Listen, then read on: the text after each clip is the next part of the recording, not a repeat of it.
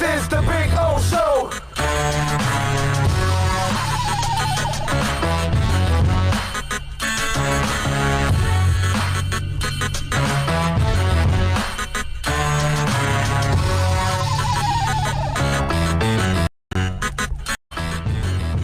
Howdy, howdy. Hope all is well out there on a beautiful Tuesday. We got a bunch of things to talk about today. I guess, yesterday was one of those awkward days because one of the things that I've had to do this my lifetime pretty much, because this is my 30th year doing this business. So obviously I've been a little tied to sports for a long time. The other day when we had a really bad NASCAR crash, I was preparing for a show on Sirius Mad Dog, and the crash happens. We had no idea the crash went on. So our boss calls above and tells our producer, "Why aren't you and O talking about the crash?"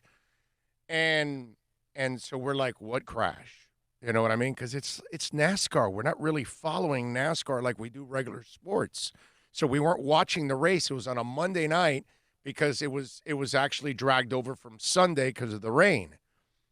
And so I had prepared a whole show, guests, all kind. Not one thing had to do with NASCAR because far be it from me to be a NASCAR expert. Okay, I'll watch it because I actually enjoy NASCAR, but I can't tell you that I know a lot about it. You know what I mean? I'm not going to break down restrictor plates and everything, anything else that goes on with the craziness that is NASCAR. So yesterday, and when that happens, I had to change my entire show, and I ended up forcing myself into talking about NASCAR for 3 hours. And by the way, we actually did a pretty good job overall. And considering I don't know anything about NASCAR, but I guess the fact that I watch it at least and all that, it kind of, I was able to, do it, and we got some guests.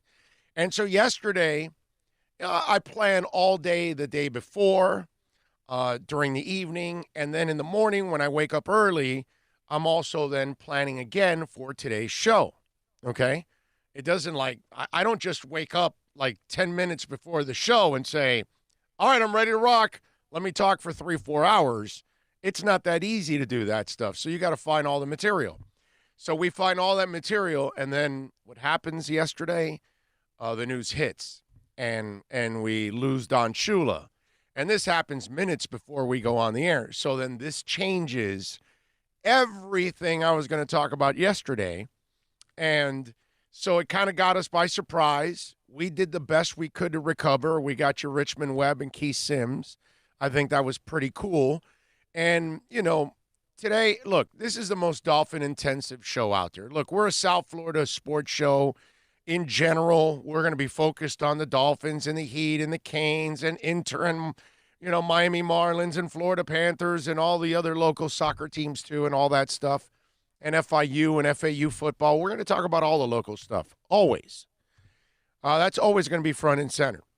And so today I felt like, okay, I was able to do a little bit of a service for Don Shula, but this man provided us so much more. So today, I wanted to put together another show that we were more prepared for, getting ready for, obviously the passing of Don Shula. And like I talked about yesterday, this whole COVID thing may even affect how we even celebrate the man as he moves on to the next stage, right? And so today I wanted to bring on some more guests, and we got a star-studded lineup today. Larry Little, of course, the Hall of Famer, Booker T. Washington, Bethune-Cookman, 72 team will be joining us at 11:30 here at the bottom of the hour here in the first hour. Bob Baumhauer has been a friend of mine now for a while, going to Mobile all the time. The 5-time Pro Bowler from Palm Beach Gardens High School is going to stop by at 12:30. He was with the Finns in the late 70s to mid 80s. I'm sorry. Andy Cohen, who writes for Dolphins.com now, but he was a writer and editor of Dolphin Digest during the Shula era.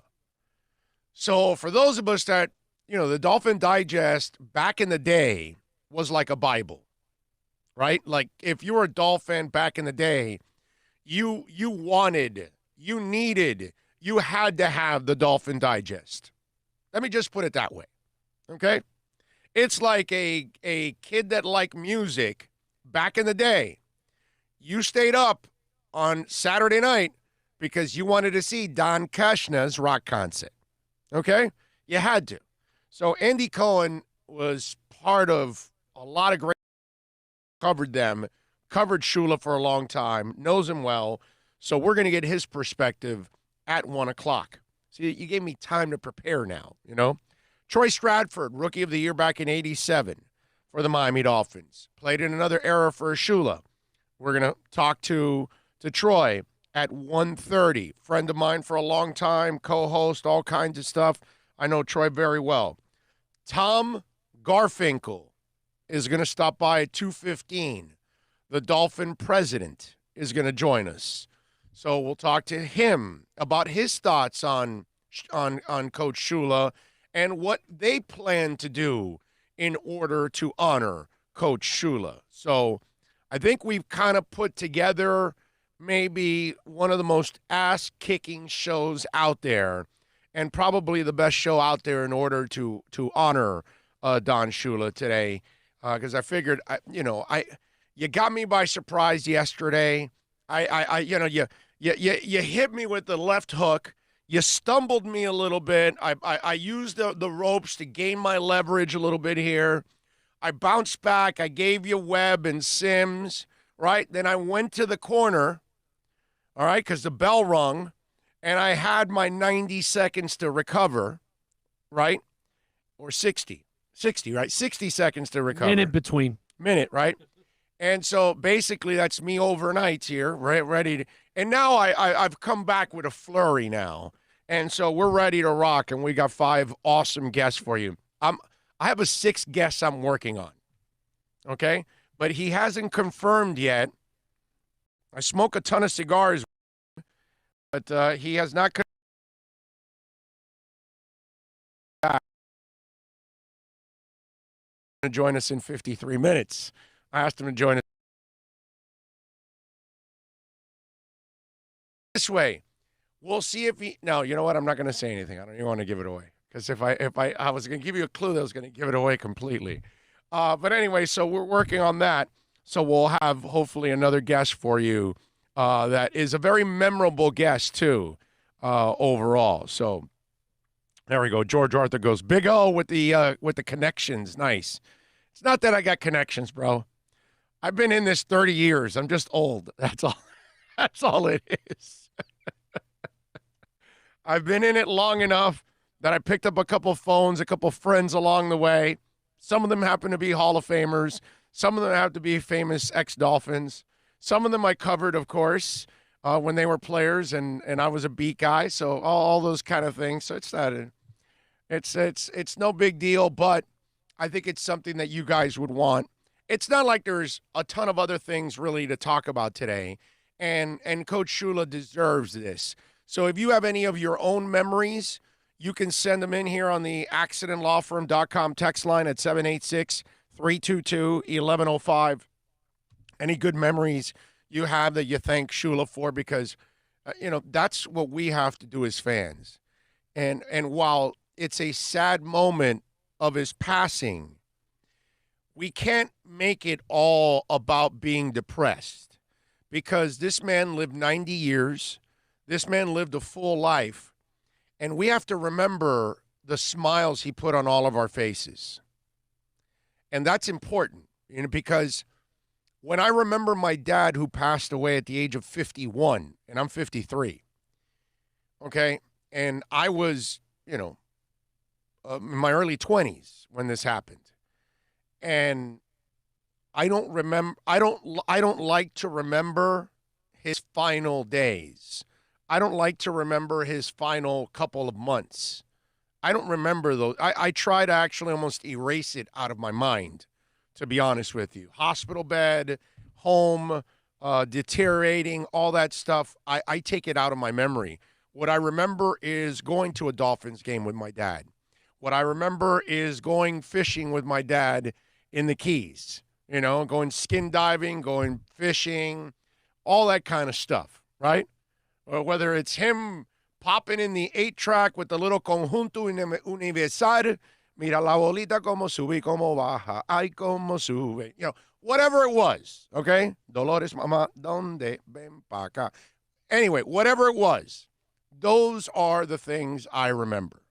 I remember taking a big cajachina on our boat and going over to the island that has the monument right off of Star and Hibiscus. You ever seen that little island that's got the monument?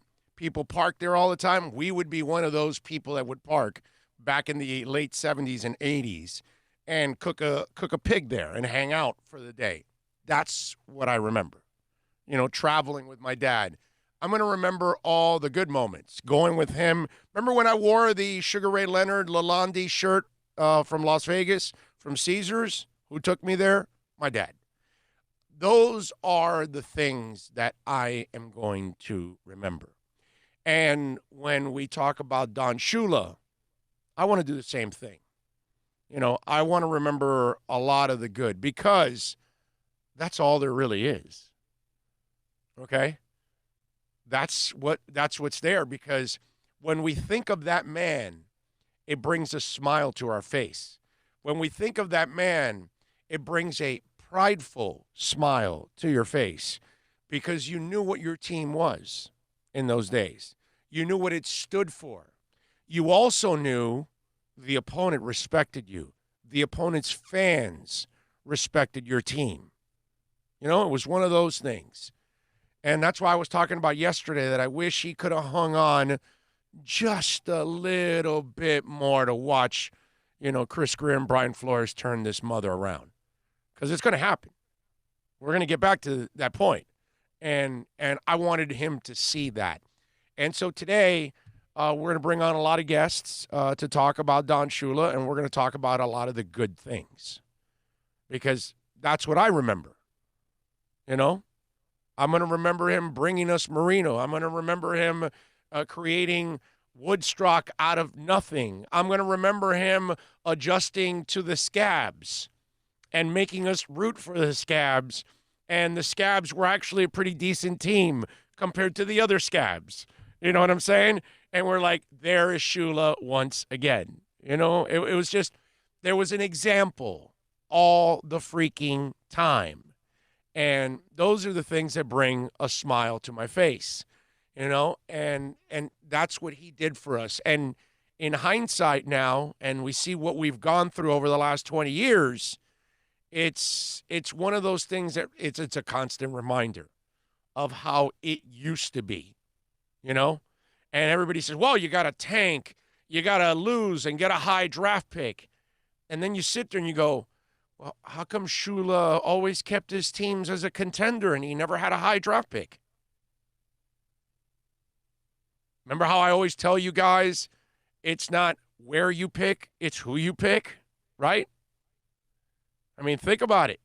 It's the way it is. Miami could have chosen not to take Tua and go with the safe pick, the offensive line, like I've said, but they went with Tua because they knew that if they hit, it's going to be special. And so roll the dice. You got a ton of other picks. Makes sense. Take that chance. These are chances you have to take, right? And Joe Robbie back in the day took the chance of trading for a young Don Shula. Paid off. Just like Mickey Harrison traded for Pat Riley. Paid off. Sometimes you got to take those kind of chances. And then you got to hope that it pays off. And Don Shula was one of those guys that just for all of us, especially those of us that lived it, okay, if you didn't live it, I can't explain it to you. I can't do it. And now, let me give you an example of how I can explain it to you, a little bit off the football beaten path, but in basketball. And I was watching it 2 days ago on the Michael Jordan The Last Dance. Did you notice when Michael got like perturbed about the Clyde Drexler comparisons. And I saw that. And remember how I told you I can't explain to young people Shula unless you lived it. Well, I notice how young people nowadays, they live stats completely. I see young writers, they write their entire story based on stats. And Jimmy Johnson had a line called "Stats are for losers," because the stats can be spun any way you want a lot of times. And the stats never really tell you the whole story. Why did this guy score, the kid from Phoenix, when he scored 70 in a game? Well, why did he score 70? Well, that's because everybody was setting him up and the other team wasn't playing any defense and they didn't care. It wasn't because he's great and they were constantly double teaming him, trying to stop him. No. It was a joke of a game. But if you look at the stats and just the stats, you think it was this incredible performance. No, it's a heck of a shooting performance, but not really a great performance, because if you looked at what was going on in the game, you really knew what was going on. The Booker really, just one of those funny games that really don't mean anything, and they made it a joke, basically. Well, Clyde Drexler, back in those days, people were comparing him to Michael and saying, well, they're kind of the same player. And again, you looked at their shooting percentages, 50 to 49. Three-pointer, 32 to 318. Not much of a difference. Both were mediocre three-point shooters. MJ would hit a three when you needed it. It was something that he really wanted to do a lot. Steals, MJ 2.5, Clyde 2. Assists, 5.3 MJ, Clyde 5.6. Rebounds, 6.2 Jordan, 6.1 Clyde. The difference in the points, 30 and 20. That's the only difference. And again, stats are deceiving. I could tell you, well, Clyde had to kind of share with a whole team, whereas MJ was the man, so he probably took more shots and was able to score more. But you look at the stats, and they're kind of, pretty close. And a young person would look at that and say, well, Clyde Drexler, if you put him on Jordan's team, they win all those championships. And I tell you that if you put Jordan on those teams, you switch Clyde and MJ, I don't know if you win one. Maybe one. Maybe one. I don't know if Pippen is nearly as good next to Clyde as he is next to Michael.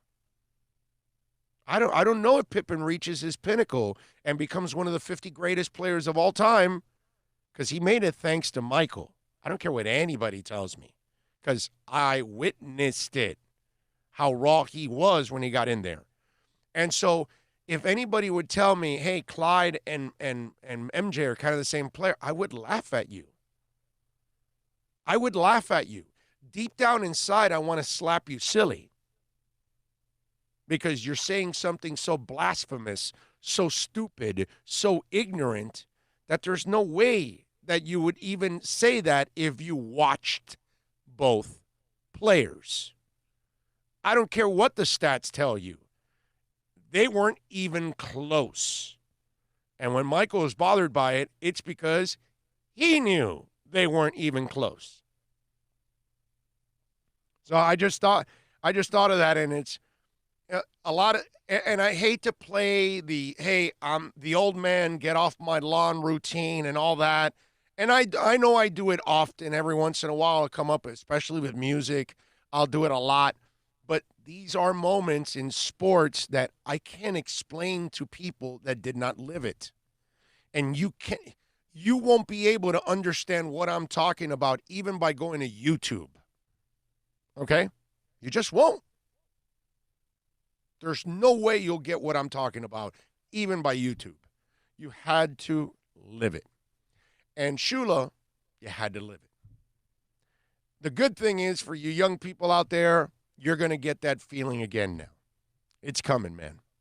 It's coming, because now I'm watching a group of individuals that they know how to build a football team.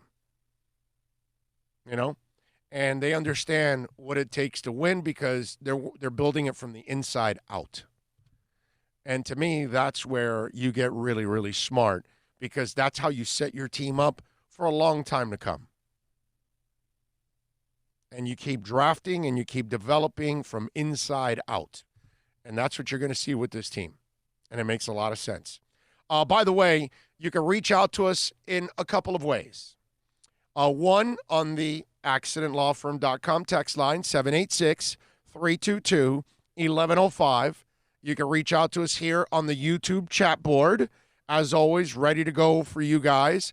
We've got the super chat going on, and we thank all of you out there for always keeping us, in your thoughts and supporting us in any way you can with subscribing to the YouTube channel, sharing the YouTube link with your friends, send it to them on a text, post it on one of your social media pages or all your social media pages, giving us the thumbs up when you're watching, however it is, man, sharing on our super chat, doesn't matter, many ways, and we appreciate it all. When you visit our sponsors, please make sure you mention us. Speaking of that, tomorrow we're going to be at VSS West Pines at 12397 Pembroke Road. Let's do a little roll call here. Good morning, Bill. Yeah, good morning, man. Good morning, everybody. The only thing you forgot, how they used to call Clyde the Glide the Jordan of the West. Right, yeah. Which, like you pointed out. Right. Only in statistics. Right, just like poor what he brought to the table in a game. So, just the way they carried themselves. Just the way Jordan would get pissed off. Clyde was so easygoing and laid back and soft-spoken. Yeah. He was Pete Sampras in a basketball uniform. He would uniform. never get in anybody's face. Yeah. No, it's no, not even. It's like Harold Miner. We labeled the poor kid Baby Jordan, and only because he could dunk, but he had and bald, and he put his tongue out. But outside of that, he had no other comparisons to Jordan because we're always looking for the next Jordan. We always want to label the next Jordan. Soon, in a couple of years, hey, who's the next Tom Brady? That's just the way it's going to be. Andy Raphael, John Rouse, Chad, Marcion, Alan, Flipside Fishing, Alexa, George Arthur, Josh, all chiming in. We appreciate you. Andre V is chiming in from Portugal. Troy Ortiz says, good morning. NorCal says, worldwide Dolphin clubs checking in. Fins for life. We love you all out there for tuning in. Flipper13 legend. I used to be a subscriber to Dolphin Digest. First class mail. Yep, no doubt, man. Dolphin Digest. Again, you got to be a little older Dolphin fan, but back in the day, Dolphin Digest was the Bible, bro. The Bible. As media members, okay, we used to get a free one every week, and I couldn't wait till Tuesday or Wednesday, I think it was, that I would get my free one at the no, it was Wednesday because they were off Tuesdays. So Wednesday you would show up and you would get your free edition of Dolphin Digest back in the day and read it from cover to cover because they had excellent writers and they just got great stories and great personal stories and things like that. They did a great job at Dolphins Digest, man. Love that, Dolphins Digest. Big O, thank you for chiming. Thank you for supporting us. Well, I don't know about supporting you guys, but I appreciate you. Big O, you getting some nice heavy hitters. I don't know, we're getting some good people is what we're getting. Let's get Shula's initials permanently added to the team's uniforms like the Bears do. We talked about that yesterday, a Shula patch. We will talk to Tom Garfinkel about that at 2:15. Amen 241 says, good morning. The day after the shocking event of yesterday, could one argue the Heat, Marlins, Panthers exist because of Shula's coaching the Dolphins so well? Well, he created a sports town down here with us. My dad talked to me about open house parties with a band called The Antiques. Don't know anything about that, DJ Malau. Radically Centrist says the Bengals cut Andy Dalton. Joe Burrow gets no time to develop. It looks like Tua is lucky to be picked by the Dolphins. Oh, yeah. Yep. We talked about that a couple days ago, how the Bungles will be the Bungles and the Dolphins will continue to move forward because they do smart things. They look like they were doing the right thing for about a half a minute. Yep. Right? Then they became the cheap-ass Bungles, and they did it.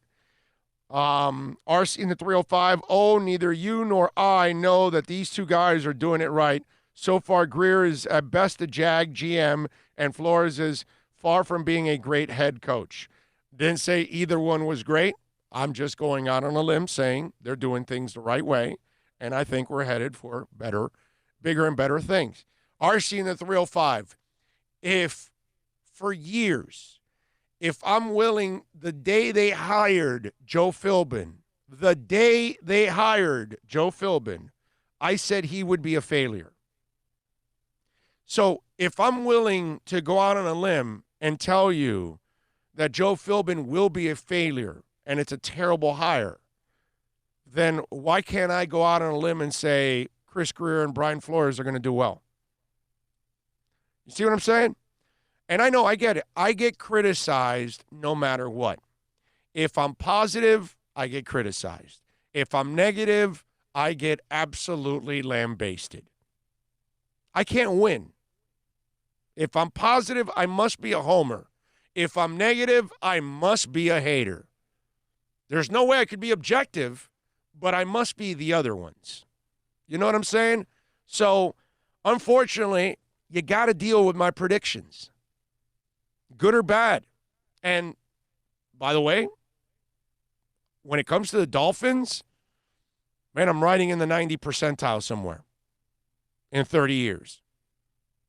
I mean, just anybody that's followed me for about 30 years now, and I give you Dolphin predictions, not wins or losses on a season. That's ridiculous. I'm talking about good draft picks, bad draft picks, that I say it ahead of time. Good hires, bad hires, good trades, bad trades, good free agent signings, bad free agent signings. I'm in the 90 percentile. In other words, I'm rarely wrong about the Dolphins. And I know that for a lot of Dolphin fans over the last 20 years, it was tough because I was rarely wrong about how wrong they were, or how bad of a decision was, or how much they were going to lose. And it would frustrate some Dolphin fans. So I get it. Now that I'm really positive and I really like what they're doing, I'm out of line. Call of Duty 1, Clyde Drexler was mostly compared to George, the Iceman Gerving. Even Clyde knew he wasn't on Jordan's level. He should not know. Eric V says, Saxon rocks. Nice. Thank you, sir. Got to have a little Saxon today. I was in the Saxon mood. Big O, what do you think of Jamal Wiltz? Guy battling for a backup spot. Nothing yet. I don't think of him ahead of Nick Needham, so he's got to get ahead of him first. We struck gold with Albert Wilson. Well, now you're paying him less gold. That's good. Again, another smart move by Chris Greer. Sat down. Hey, Albert, we really like you. You're injury prone. We're not the guys that signed you in free agency. That was Mike Tannenbaum, and so we need you to take a pay cut. We can't have you make $8 million. You gotta cut it down. So now the kid's going to make $3 million, and so now he'll make the roster. As long as he's healthy, he'll make the roster because now they made it a manageable salary, whereas they were going to cut his ass at $8 million. Sorry to put the brakes on, I know. but we need to get Hall of Famer Larry Little. That's right. We're going to do it right now. Let's take a quick break. Mudias Dental, proud sponsor of our program, folks. Call them for Invisaligns, implants, 305-821-0231. That's 305-821-0231. Follow them on Facebook, Instagram, and Twitter at Mudias Dental. Go to the website. They will take care of you if you're in an emergency right now and you're in pain. Let's get you out of pain. MudiasDental.com. It's a buyer's market at Toyota of Hollywood. Over 1,500 Toyotas on the ground, and truckloads just keep on coming. Now pay up to 50% less. 2020 Camry, not $29,000, $17,775. 2020 Corolla, not $22,000, $13,775. Buy a new 2020 Toyota with zero down and 0% financing, or we'll make your payments till 2021 at Toyota of Hollywood, the #1 volume Toyota dealer on 441 between Hollywood Boulevard and Sheridan Street. Are you tired of watching the same old travel videos on the internet? Well, then check out MikeNoGoZones.com, a travel documentary that's breaking barriers. I go to the places that the media tells you to fear, where no one else dares to go. Baltimore, Opelika, South Side of Chicago, and more. Go to MikeNoGoZones.com. No one expects to get into a crash, but I expect you to go to accidentlawfirm.com if you do. Make sure when hiring a driver, you go through a rideshare app so that you can be covered by the insurance, which can be up to $1 million whether you're a passenger or a driver. In other words, don't try to save a few bucks by paying cash instead of going through the app. I'm attorney Bobby Nunez from Nunez Law in Miami, and we're here to help you through the process. Go to accidentlawfirm.com for a free consultation from me, Bobby Nunez. That's accidentlawfirm.com. America's safest and best-selling compact luxury SUV is at Acura of Pembroke Pines, and this is how we do it. RDX, $339 a month at Acura of Pembroke Pines, the #1 volume Acura dealer.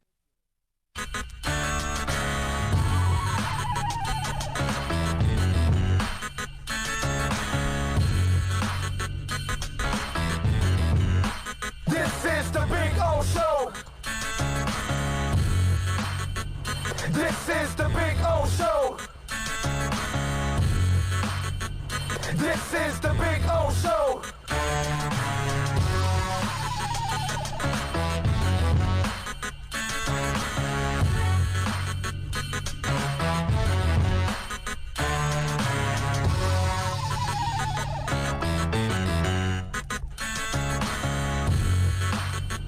This is the Big O Show. This is the Big O Show.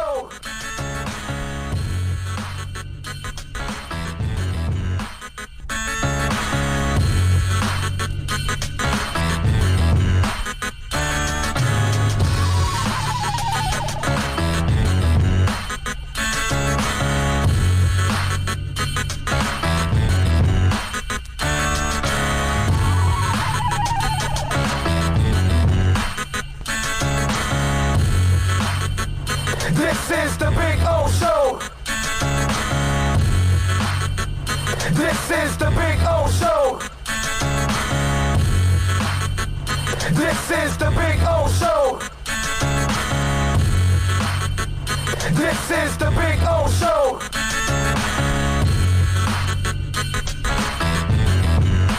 We are back. All right, we're ready.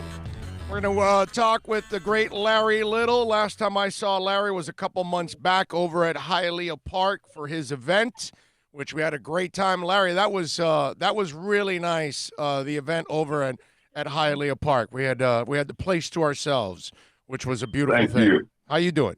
You doing all right? I'm doing fine. Yeah. So Larry, how did you handle it yesterday? Because it's one of those moments you can never be ready for. That's true. Seeing him in January, celebrating his birthday with him 2 or 3 times that month, and him being the great spirit that he was in, and now a few months later he's no longer with us. So it was a shock. Although I knew he was 90 years old, but still, there's some people you think might be around forever. And he was one of them, but it just didn't happen. Yeah, no, I would imagine that when you're with somebody just a couple months ago, and then now where you're at this point, it's a night and day thing that's got to get you, kind of put you beside yourself. You're like, well, wait a minute, couldn't it been around a little bit more? I was talking about this myself, Larry, that I really love what Chris Greer and Brian Flores are doing. That I actually think they're going to start bringing back the Dolphins to respectability. And I wish Shula would have hung on to see it come back. Everything that he built, we kind of tore it down. I think these men are actually going to bring it back, and I was hoping he could hang on a little bit more to see this. You're absolutely right. I think they are going to bring it back. I've spoken to both of them, and I like the direction they're going in. Brian did not go for the okie doke last year about tank for tour. The man tried to win, and he proved that he can win. And hopefully, if it's not this year, by next year we'll be up there with the better teams in the league. I'm with you there. The great Larry Little joining us here, of course, the Hall of Famer Larry, when you think of Shula, what was when you heard he passed away? What was your first memory that crossed your mind? Well, when Matt Moore called me, and I was just getting in my truck, and when he told me, he said, "Yeah, man, Coach died this morning," I just sat there for like 10 minutes reflecting back to the time that we had together, you know, playing for him for 11 years and becoming more of a friend later on in life, just a player that played for him.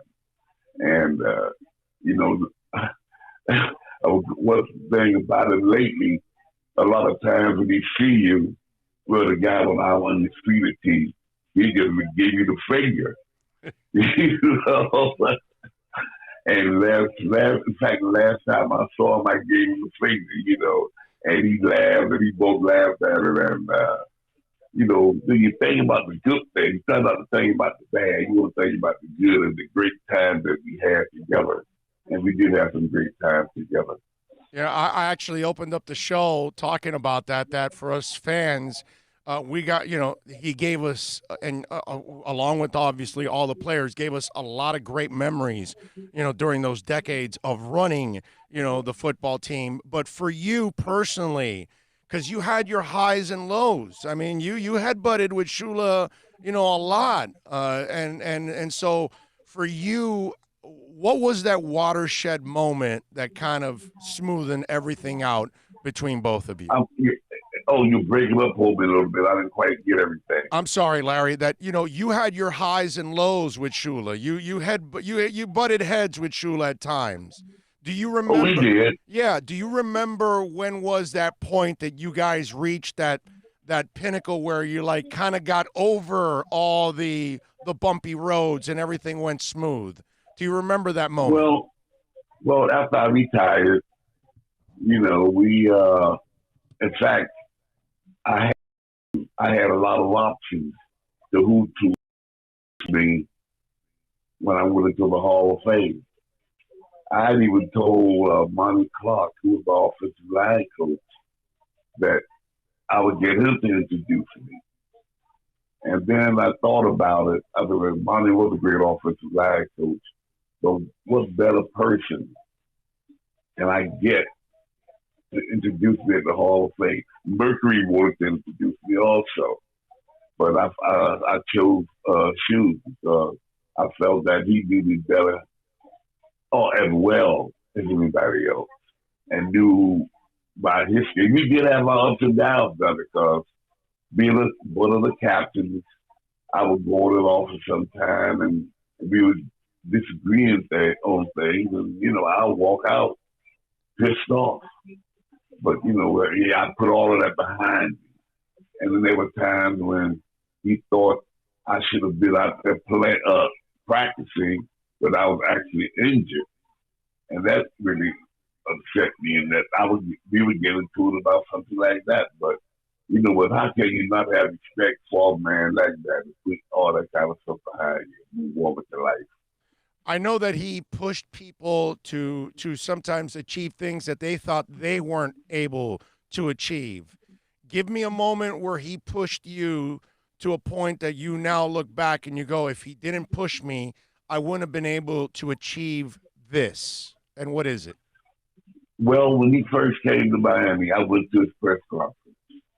Because, as you know, I don't know if you know or not, I was here a year before he came. I was here in 69 under George Wilson. So I went to his press conference, and after the press conference was over, I went and told him, "Hey, Coach, my name is Larry Little. I'm your right guard." And he looked at me and said, "How much do you weigh?" I said, "Well, I'm 285. And he just walked off from me. See, I'm flabbergasted by this man when he was talking to me after that. And then when I got the letter on when to report to camp, he had my weight down to be reported at 265. And I think that's what really propelled my career. I got smaller, I got faster, but I maintained my strength. And, made me the football player that I became. So what's the story that makes you laugh the most about Don Shula? Well, I wasn't a part of it. The time when Zonka or Manny, or both of them, put the alligator in the shower. Right. And he walked into his shower, and the alligator was in there, and he ran out the shower to the hallway butt naked. But the funny part about that, Osborne used the same shower. And he was going in there before Don was. And he saw the alligator, but he did not tell Don the alligator was in there. How long did Arnsberger hang on to that? Like he didn't tell Don even after Don found the alligator. He's like, I got to make sure I didn't tell the coach that I knew about the alligator either, right? I don't know if he told him or not, but I know he did not tell him the alligator was in the shower. And the shoes ran out in the hallway butt naked. By the way, Larry, you did a good thing not picking Mercury Morris, because if you pick him to, do the induction speech, he'd still be talking to this day. So, you better believe it. You know what I'm saying? Oh yeah. Yeah, so that's the thing. There isn't enough time to get a Mercury Morris in there. So that was actually a nice job by you. That was nice scouting on your part, going, no. I'm going to kill the people here by putting Mercury out there. His introduction would have been longer than my speech. Yes, yes, no doubt about it. When you think of Don and you think of what he built, I mean, are there comparisons? I mean, we see what Belichick's now done with the Patriots and certain other teams in the past. Riley now with the Miami Heat. Now in hindsight, you look at how difficult it's been for the Dolphins the last 20 years to live up to anything that Shula built. How much more special do you feel being a part of that now? Well, when you think of Shula, he's a man of integrity, honesty, and all class. We all have our faults, but he was all class all the time, and and honesty was one of the. I'll never forget. We were getting ready to play the Oakland Raiders, and in Oakland, and someone left the game plan in the locker room, and Zonka found it, and Zonka attempted to give it to Shoes, and he told him to throw it away. We don't deal that way. We go out there on our own. We don't want to cheat. He never wanted to cheat, and he wanted to do things the right way. Yeah, no, I mean, there's no doubt Belichick would have done the same thing, right? I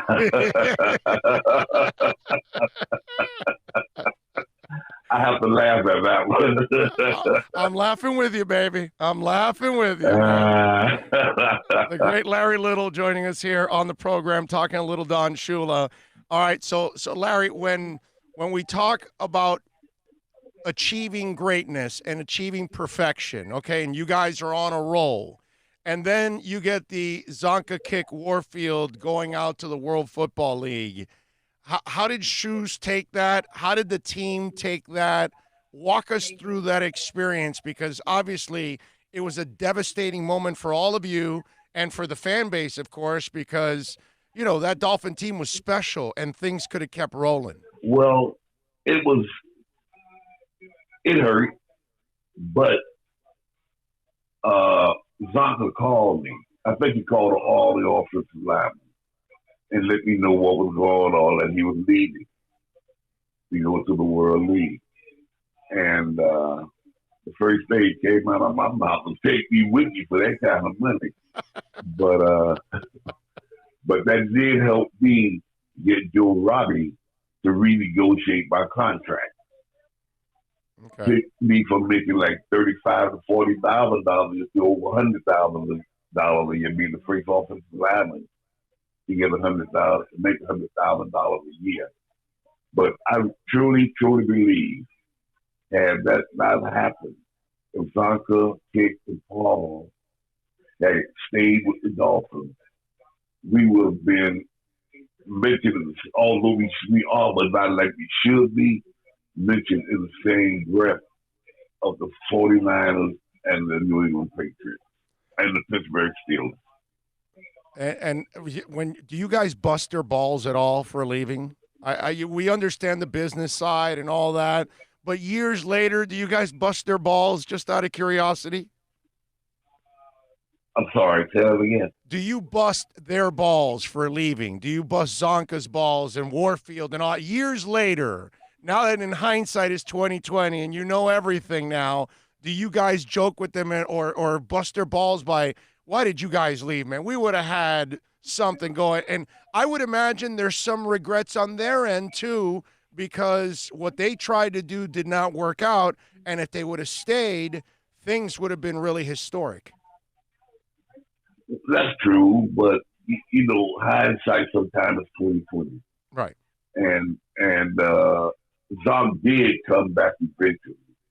But Paul and Jim went their own separate ways.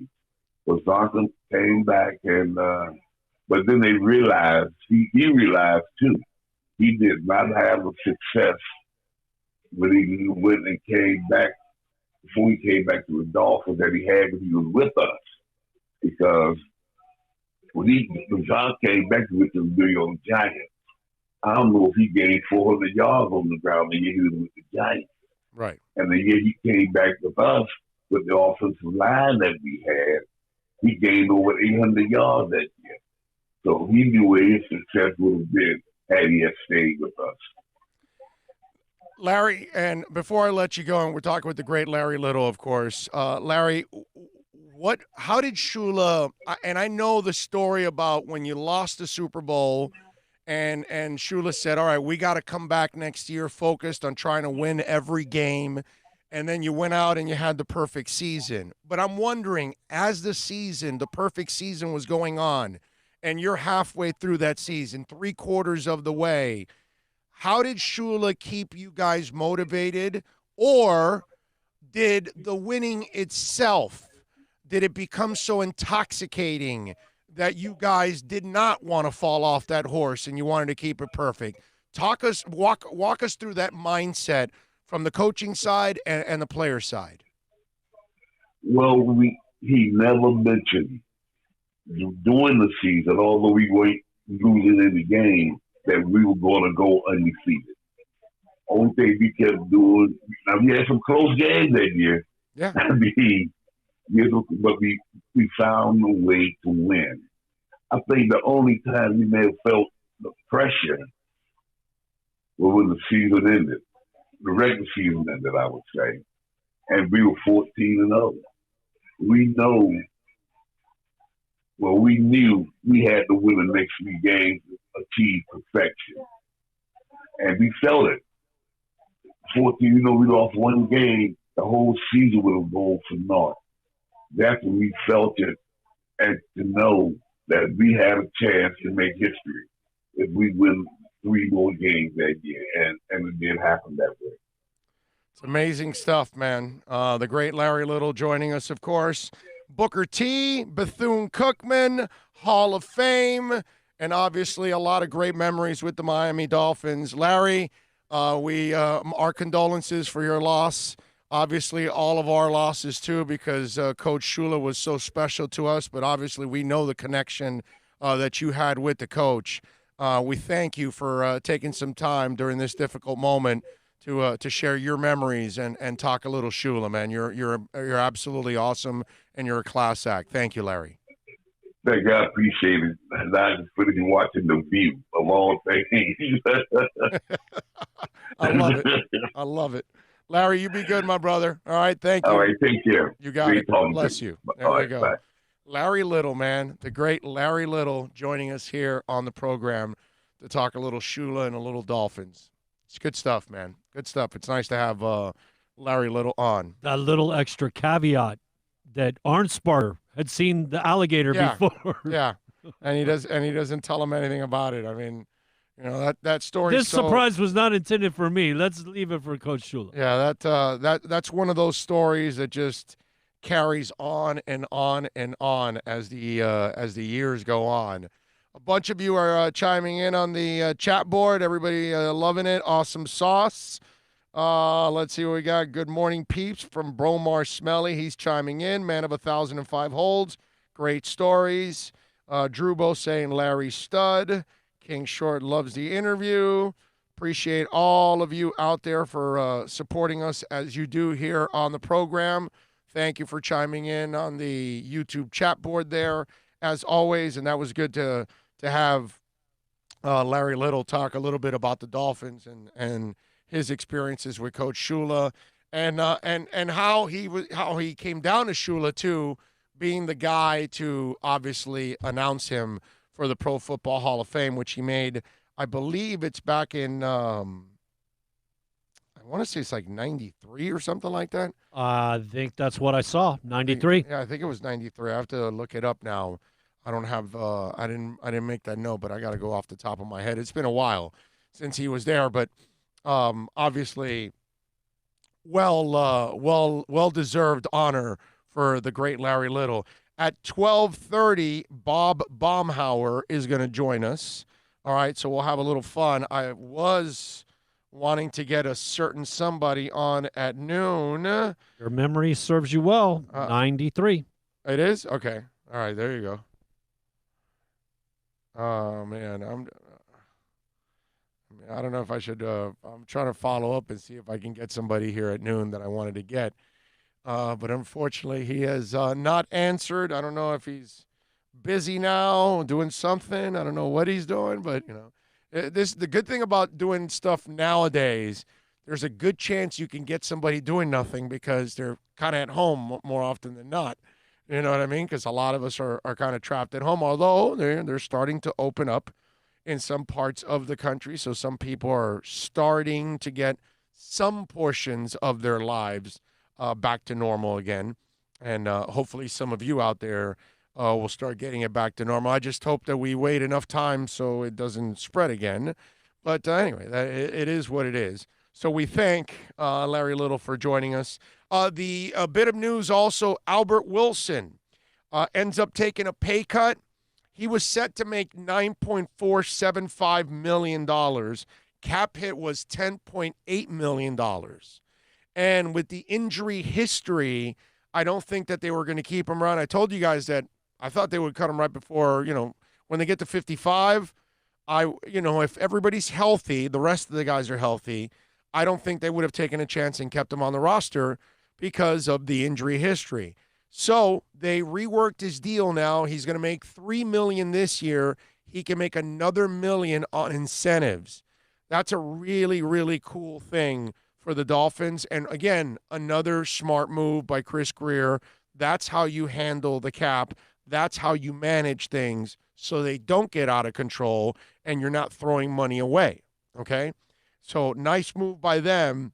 And now you can keep a guy that hopefully is healthier now and can give you more productivity and stay on the field than he did last year because, as we all know, it took him 3/4 of the season to get on the field. In the last quarter of the season, he did show a little something, but, you just don't know where he really is or how healthy he is. So good move by the Dolphins in restructuring that contract. Can we read into this, that he wants to stay with the Dolphins? He could see us on the uptick and be a part of a winner and stuff. Can we read? No. No, because I'll tell you why.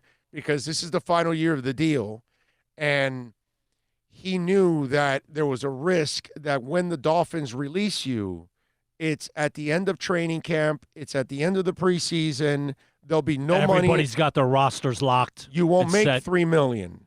His agent's saying you're going to make get what you can. Veteran minimum. So unless they're going to release you now, and money has already pretty much up too in free agency, look at Cam Newton. He's sitting there.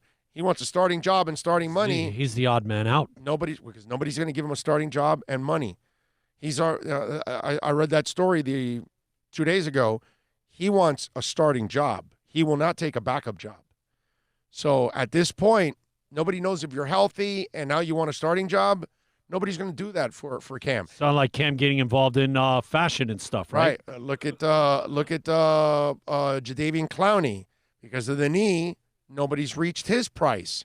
So his price has gone down, and it's probably continuing to go down now at this point because the money starts to dry up. So he would run into the same issues.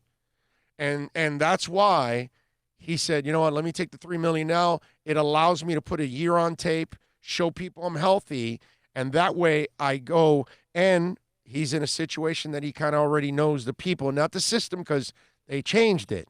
But he can adjust. He's a veteran, so it's not a big deal. So this is more self-preservation. Smart on his part. Because when he gets released, it would have been absolute terror for him. He would have been really depressed. Hopefully is the key that he's healthy. That's what Jose Cabrera says. Yep, Jose.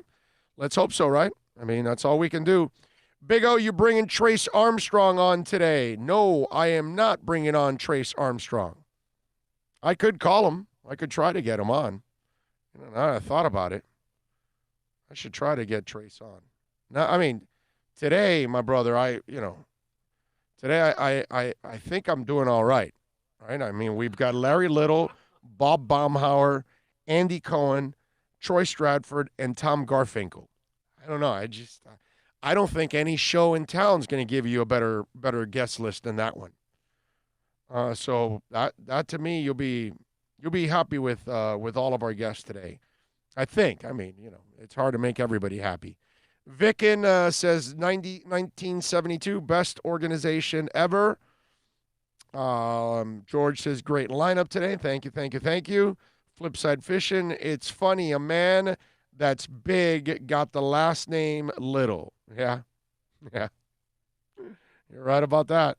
But haven't you seen like the dude that's called Tiny, and he's like 6'8", 402 pounds?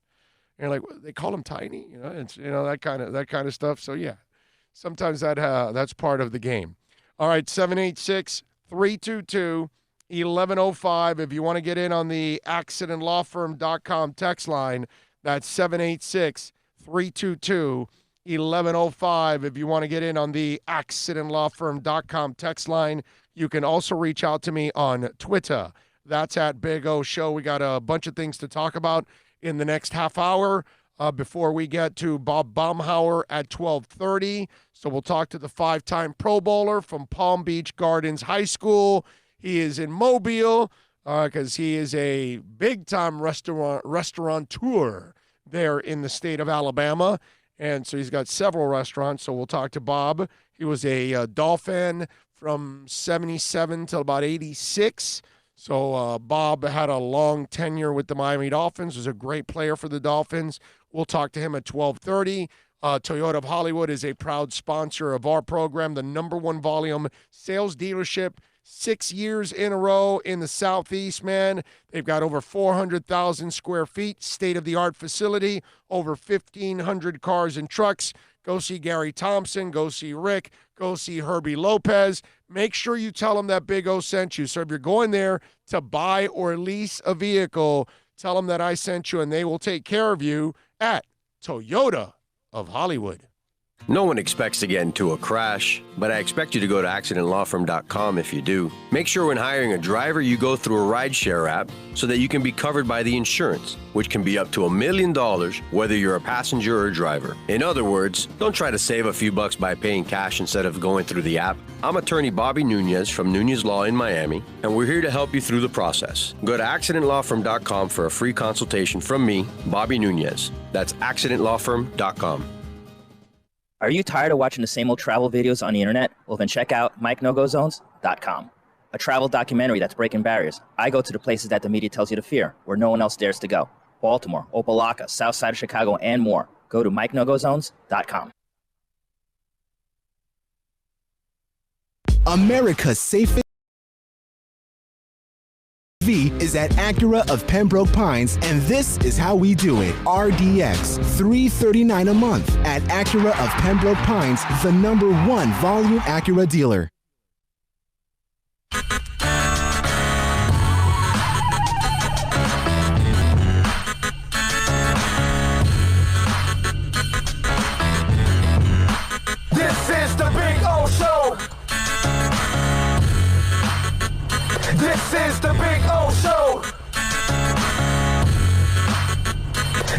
is the Big O Show.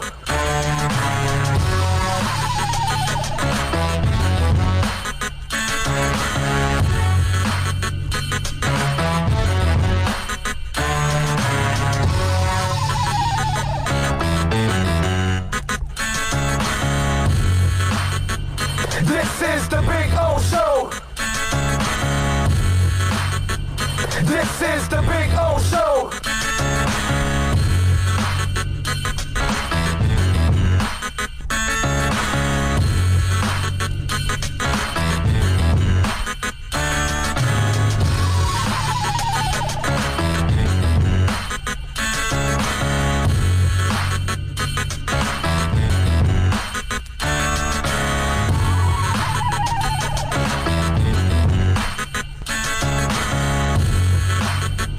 This is the Big O Show. All righty, we back. Joseph Rodriguez says, yo, what's up, Big O? Listening live out here in Bakersfield, California. Keep up the great work, fellas. Thank you.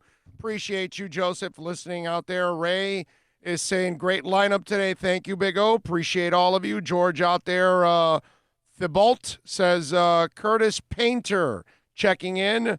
I missed you, brother. Stay safe and prosper. Hail Purdue. Nice to see you again, George.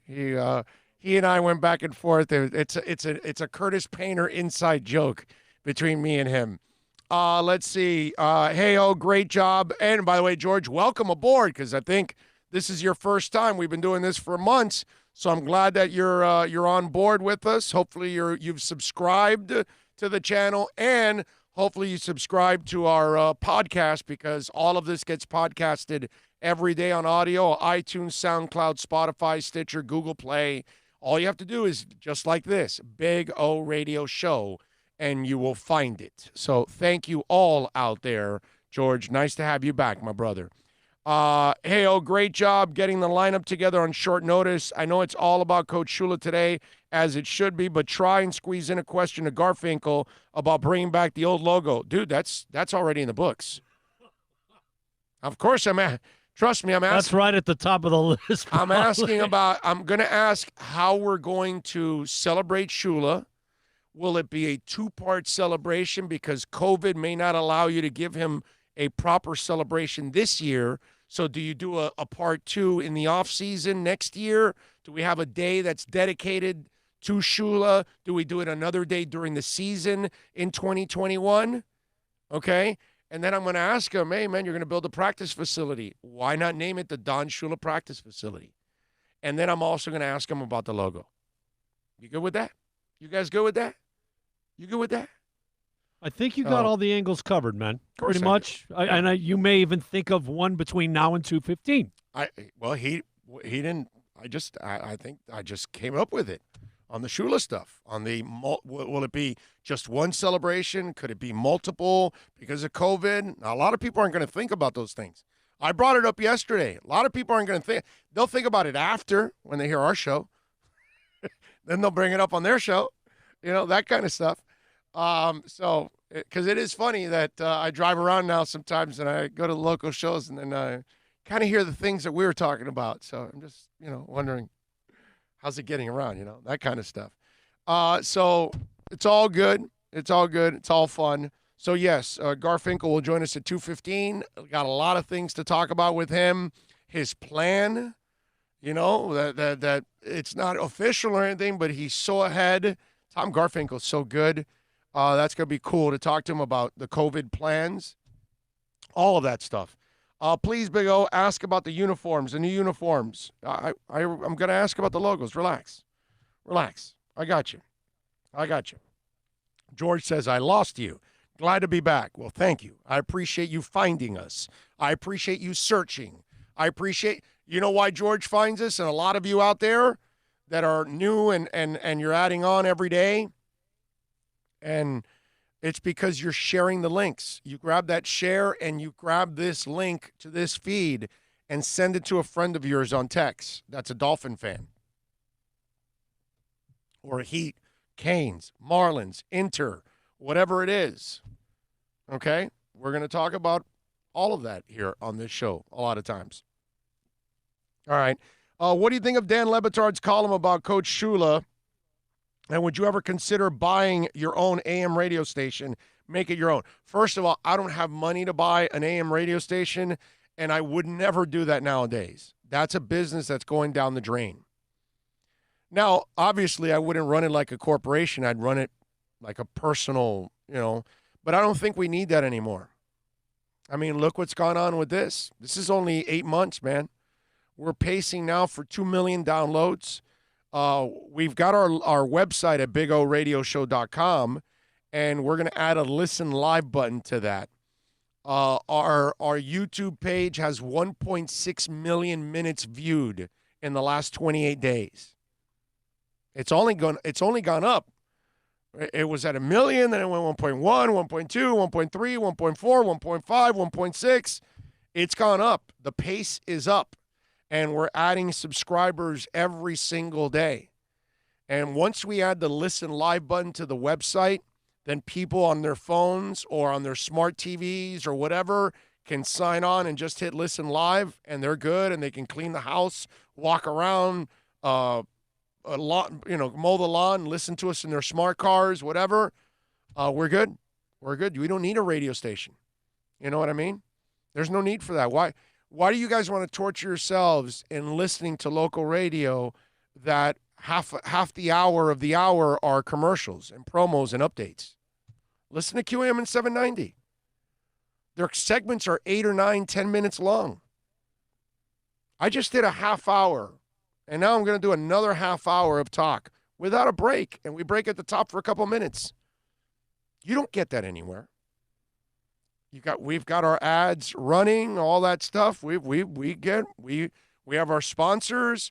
We have everything that we're trying to implement. Well, now obviously our sponsorship isn't as strong because of COVID-19. So we're hurting in that area, but that's everybody, and that's fine. But meanwhile, our listenership is exploding every single day. So really, there's no need for a radio station anymore. People don't need to go to a radio station anymore to get their stuff. And you're an on-demand society now. You go home, and it's Hulu, Prime, Amazon Prime, Netflix, Quibi, whatever it is, all that stuff. Your music is on iTunes and Pandora and whatever else that you use on demand for your music. Stitcher, you name it, whatever. Right? What's the one? Tidal is the other one. It's all on demand. You rarely watch live stuff. Maybe sports and news. That's it. You're not sitting there waiting for Grey's Anatomy to come on and watch it. You don't do that anymore. You watch Grey's Anatomy after it's recorded. That's why what we're doing, it's exploding. And why? Because this is the way things are being done nowadays. Live and on demand. Now, we do something different than other people. A lot of people will record this show behind the scenes, right? And then they would clean everything up and then put it out there. We don't do that. We do a live radio show every day, and then we podcast it. So we'll make our mistakes and everything on the air, whatever, like a regular show, so you can see that we're just, normal human beings having some fun and doing our show, and that's it, man. So we do something a little different. Clee Torres says, the best South Florida sports radio, rock solid. I love it. So, yes, we will ask about everything except the radio station. You know how much money also you got to flush down the toilet to buy a radio station and the permits and everything else? Oh, my God. Nah, it's all right. We'll be good, man. We'll be good here. We'll be good. You guys keep supporting us the way you do, and we're going to be able to give you the See, I work for a radio company. They don't even pay my way to go to the Combine or the Senior Bowl and give you guys all that coverage. Now we're going to do it. We're going to cover the Heat like it's never been covered before, summer leagues and things like that. I want to go out for that stuff. Seriously.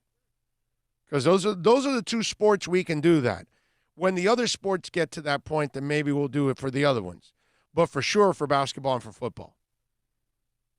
Definitely. And maybe once the Marlins get to a point, if they are, really going to be competitive, we can go out for the week of Hot Stove League and be where the owners are at and do our show for the week there. I want to do all those kind of things. Like a real sports show. That's what I want to do. Like a real hardcore sports show. Bill and I already had it set up. We were going to be at Marlins games. We're going to broadcast pregame during Marlins on the concourse. We're going to be inside the stadium. We're going to be outside for different games. We're going to do all of that thing because I'm a sports fan, dude. And so I want to make the kind of sports show that I want to listen to. That you're actually going to talk about the sports and we're not going to clown around all the time. I mean, we'll joke around. We'll have some fun. I got no problem with that. But the whole show's not going to be goofing off, dude. I'm not doing that. I'm not doing stupid interviews. I'm not doing any of that kind of stuff. Bring on an intern for something ridiculous or something. No, I'm not doing that. Not doing that. I'll let other shows do that kind of stuff. But we're going to do the kind of show that, South Florida sports fans want. That's all. And that's what you're going to be supporting. And they're not going to want to do things like that. I mean, 30 years ago when I started in this business, do you know the fights I had with program directors about fantasy football? 20, 25 years ago? Trying to talk to them about, hey, this is going to be enormous. It was brutal. I need to go cover the draft. This is important. I mean, everything was, you run into a wall. And so now with this, I don't answer to anybody. At all. We do what we want here, and I'm trying to do what you guys want. So that's what it is. What you can do is help me by telling me the things you want to cover, all those kind of things that you want to see on your kind of sports show for the Marlins or the Dolphins or the Panthers or the Inter Miami or you name it. All that. That's what I want from you guys. And then we'll get together and we'll cover it all, man. And we'll talk about it. Super Boom Shack says terrestrial radio is dead. Of course it is, bro. So it is so dying, it's not even funny. Let's see. Shane Yoakum says great move by Greer. I agree. Let's see. Big O, would you ask Tom Garfinkel if he is a Buffalo or Wolverine? What does that mean? If he's a Buffalo or Wolverine, you got me here. Is that some kind of Avengers question or something? Or I don't know what the hell that is. What does that mean? You lost me, bro. I'm sorry. I'm lost on that one. Let's see. What else do we have? I brought Sirius. I bought Sirius in 2010. I have not heard a terrestrial radio since. It is horrible. I don't blame you, my brother. I really don't blame you. Albert must be buying into the new Miami Dolphins. Yeah, I guess you just tuned in right after our segment. Kind of explained why. Let's see what else. We're going to have football. Yes, eventually. Let's go. Special Needs. A Fitness Guru says, I'm happy for you. Thank you. I'm happy myself, actually. I'm happy as hell that I'm doing this now.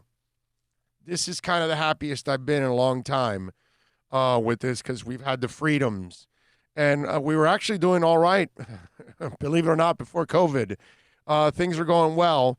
Now, during this time, it has actually, in a twisted way, it's been a blessing because it's kept so many of you at home. It's forced you guys to go on the net and surf.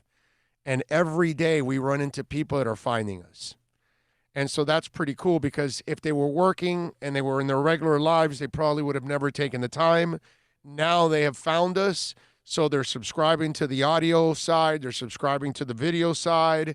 And now they're downloading or watching the show every day. And that's become really, really cool how we've been able to build our audience during this COVID crisis, which is really twisted. You know what I mean? It's been a struggle financially, like everybody else, of course. But on the show side of it, it's been an incredible success. I can't tell you enough about it. It's been crazy. Now, I'll give you an example of how rough things are in this business and why sometimes being a part of a major corporation sucks. Did you guys see what Tony Reali had to do? He had to apologize to Mitch Trubisky. Okay? Now, I want you guys to listen to this, how stupid of a story this is about Reali. It says, ESPN show Tony Reali apologized on Twitter Monday to Mitchell Trubisky for taking a shot at the Bears quarterback at the end of Around the Horn. And listen to this. All right, Reali zinged Trubisky by saying at the end of the program that he didn't want to Trubisky it, which is a reference to the Chicago quarterback's accuracy issue. Reali then apologized to Trubisky. He says, I would like to apologize for a line I just had at the end of Around the Horn about inaccurate passes. I don't want to Trubisky it was the line. It was small of me. One of those, what a moron I am 2 seconds after you say it moments.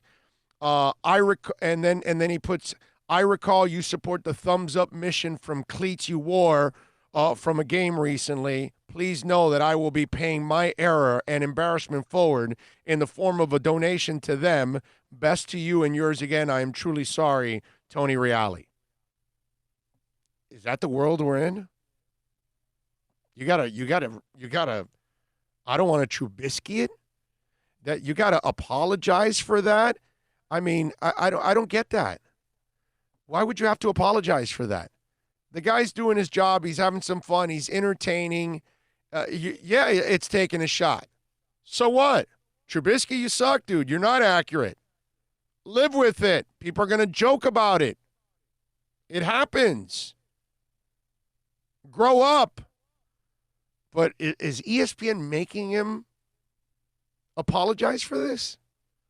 Because what, you're worried that you're going to hurt Mitch? And I know Mitchell Trubisky has, he's really touchy. He doesn't want the TVs on in the locker room criticizing him. All of those things. I get it. But why should you have – this is why this business has gone to absolute shit. You can't joke about a player because you're worried about hurting his feelings. That you Trubisky it. These are the things that I got to get away from. I can't take it, bro. I can't take it. I won't. At all. Mike Roach. Mr. Roach is in the house. Mr. Roach, thank you, sir. Giving us a little super chat. Super chat love. Super chat. La da da da da da da da. Anybody pick up on that? You sound less stressed doing this than radio. Well, I don't have, some program director that, hey, could you come to my office after the show so we can talk? It's noon.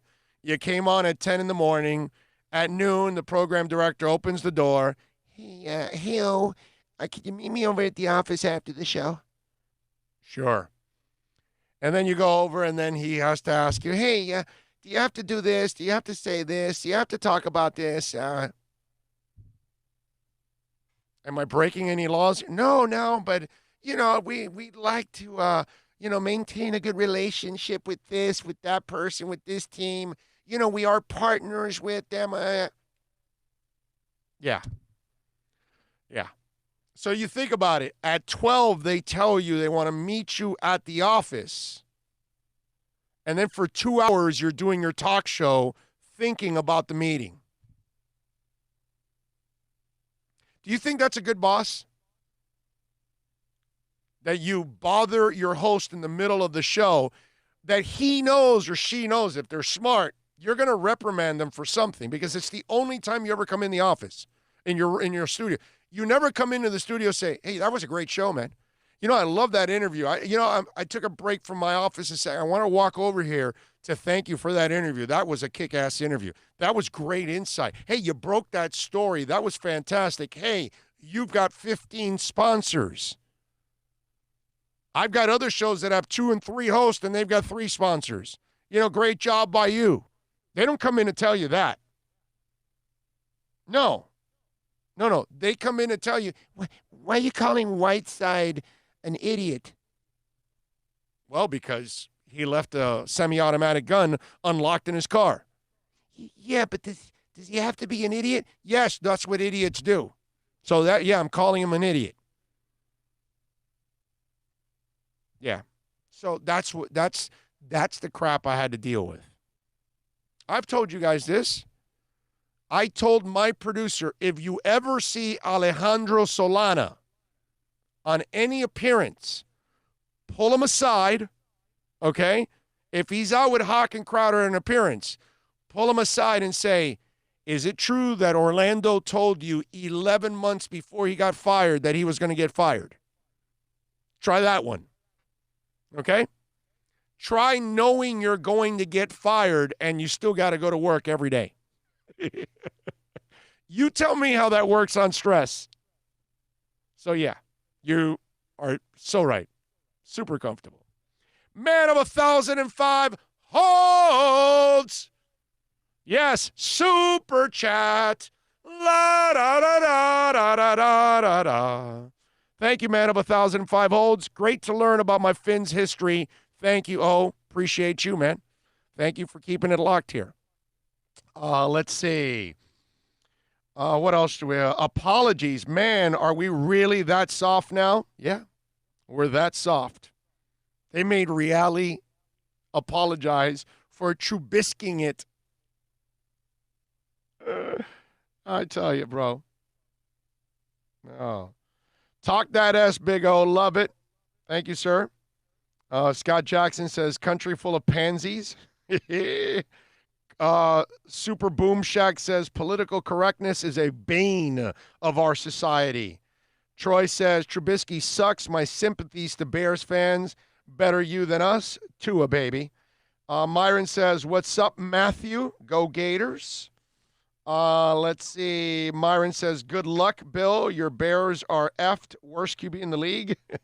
Mike Roch says, I think it's ESPN behind that apology saying apologize or we fine you. Yeah. Yeah, I don't know about the fine, but they'll hold it against you. So, yeah, and then if Reali wants to keep his job, you have to do it. Robert says, I've never seen you so happy, Big O. My brother, you know, it's when you get to run your own show and all that, it's like, you know, I do a little work for Sirius on the side. Right? I don't do permanent things for Sirius anymore because I'm focused on building this thing now. But the Sirius people, they don't give me any BS, bro. You know, I just get to do my job there and move on, and they're really cool. See, you guys run into the same problem I run into radio. Yeah, you do. Guaranteed. I'm not special. There's nothing different than what I do than you guys do. It's just a different style of work. But let me run this by you because some of you go through the same stuff. You ever have a boss that's never done what you do? And then they're your boss? That's exactly what happens in radio. You have bosses that have never done what you do, and then they're trying to tell you what to do when they've never had any kind of success in our business. They can't be talk show hosts, so that's why they're bosses now. A lot of them are like that. Very few. Because usually when you're successful as a talk show host, you stay a talk show host. You know? You don't go. That kind of makes sense a little bit. Yeah. You know what I'm saying? Most program directors are failed talk show hosts. They can't be talk show hosts. They tried it for 6 months. They tried them for 6 weeks. They tried it for a couple of years, and they couldn't get a job. They couldn't stick anywhere. You know? So it's all right. It's cool, man. You know? But when you've done it for 30 years, it's all good, man. It's all good in the hood. Big O, I believe the heart attack you had was because of the stress QAM gave you. You could be right. I didn't get to the heart attack. Okay? Let's be accurate here. All right? We avoided the heart attack. We avoided the stroke. We avoided the real seriousness. We had the clogged arteries, but we did not have the heart attack itself. Okay? But we were close. We were close. We were very close. Like 97% clogged. So we were pretty damn close, my man. Why does the Fanatics Dolphins team not have anything new Dolphins authentic jerseys? I don't know, my man. I don't know if COVID has backed a lot of things up, or I don't know if you've ordered things and you've noticed that things are taking some time. We are on the brink of adding shirts and hats to our website, but because of orders and all that, we're not going to do it because I don't want people paying for a shirt and then they're waiting for weeks. And if I don't want to do that. When we get past this COVID stuff, and then we'll do what we have to do, and I know we're losing a little money here that Bill and I could use. I was just gonna say everybody's feeling the pinch. Right. Unless you're rich. Yes. Okay. Yes. Everybody's feeling a little bit of a crunch here. The world is hurting. There's no doubt. So we're not special, and I don't want people complaining and stuff like that. I want them, if they order their shirt, they get it, when they're supposed to get it. You know what I mean? And then that just adds another headache. And, it's all right. Big O, should the Bears GM get fired for the Trubisky pick over Watson and Mahomes? Terrible QB evaluation. The screwed up part is, dude, they've built a hell of a defense, and they've made terrible mistakes at quarterback. And yes, you got to fire him. Because, like Bill, he agreed with me. They should have gotten Jameis Winston. That's it. I would have tried at least Jameis Winston over those guys. You bring in Nick Foles to compete against Trubisky. 2 Jags. Look at the difference of the money between Foles and Winston, man. That's ridiculous. Yuri Nature chiming in. Super chat. La da da da da da da da da. Gotta go. My girl is Big O in it. She's Big O in it, huh? They're usually happy when they're Big O in it. That's all I can say. When you give them the big O, then they like it. They like it. So, Yuri, thank you for chiming in on the super chat on the Big O show. We love you. I love it. So this is like a radio show. That's what Daggered Gucci says. We can try. Michael Madsen says, can we please change our logos and uniforms back? Big O, why not name the NFL Coach of the Year the Don Shula Coach of the Year Award? Yeah, I saw that by, was it Brinson, I think, is the one that put it out there. That would be cool. I got no problem with that. I got none. Myron says, QAM is dead. 790 is next. Jose Banos. Thank you, Jose Banos, chiming in on the super chat. La, da, da, da, da, da, da, da. Thank you, Jose, chiming in on the super chat. Boy, you guys are super chatting it up today. All right, it's 12:28. We do want to tell you about Pallet Rack City. Don't you guys love a great rack? Because I love a great rack. Great racks are they're hot, man. They're fantastic. And when you've got great racks, that means everything is organized.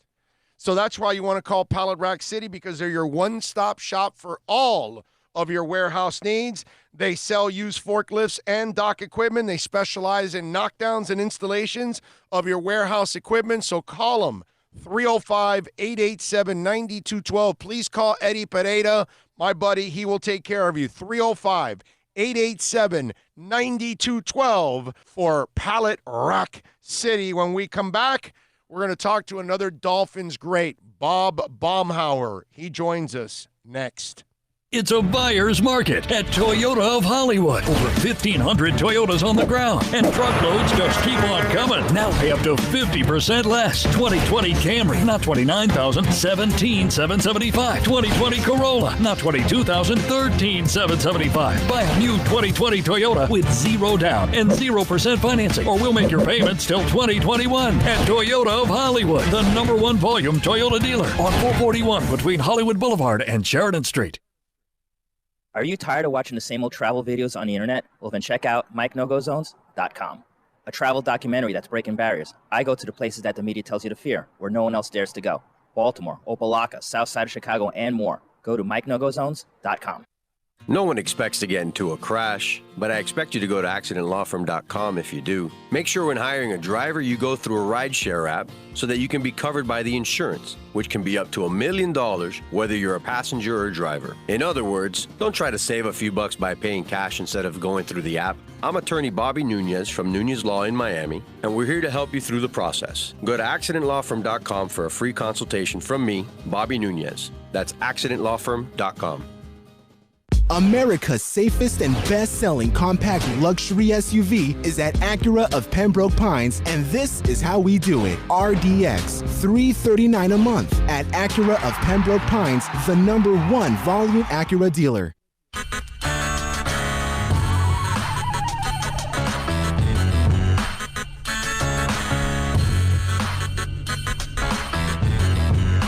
This is the Big O Show.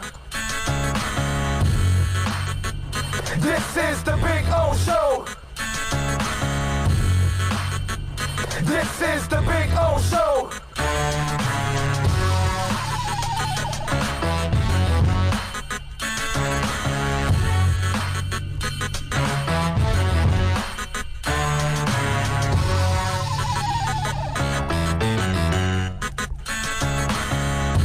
This is the Big O Show. This is the Big O Show.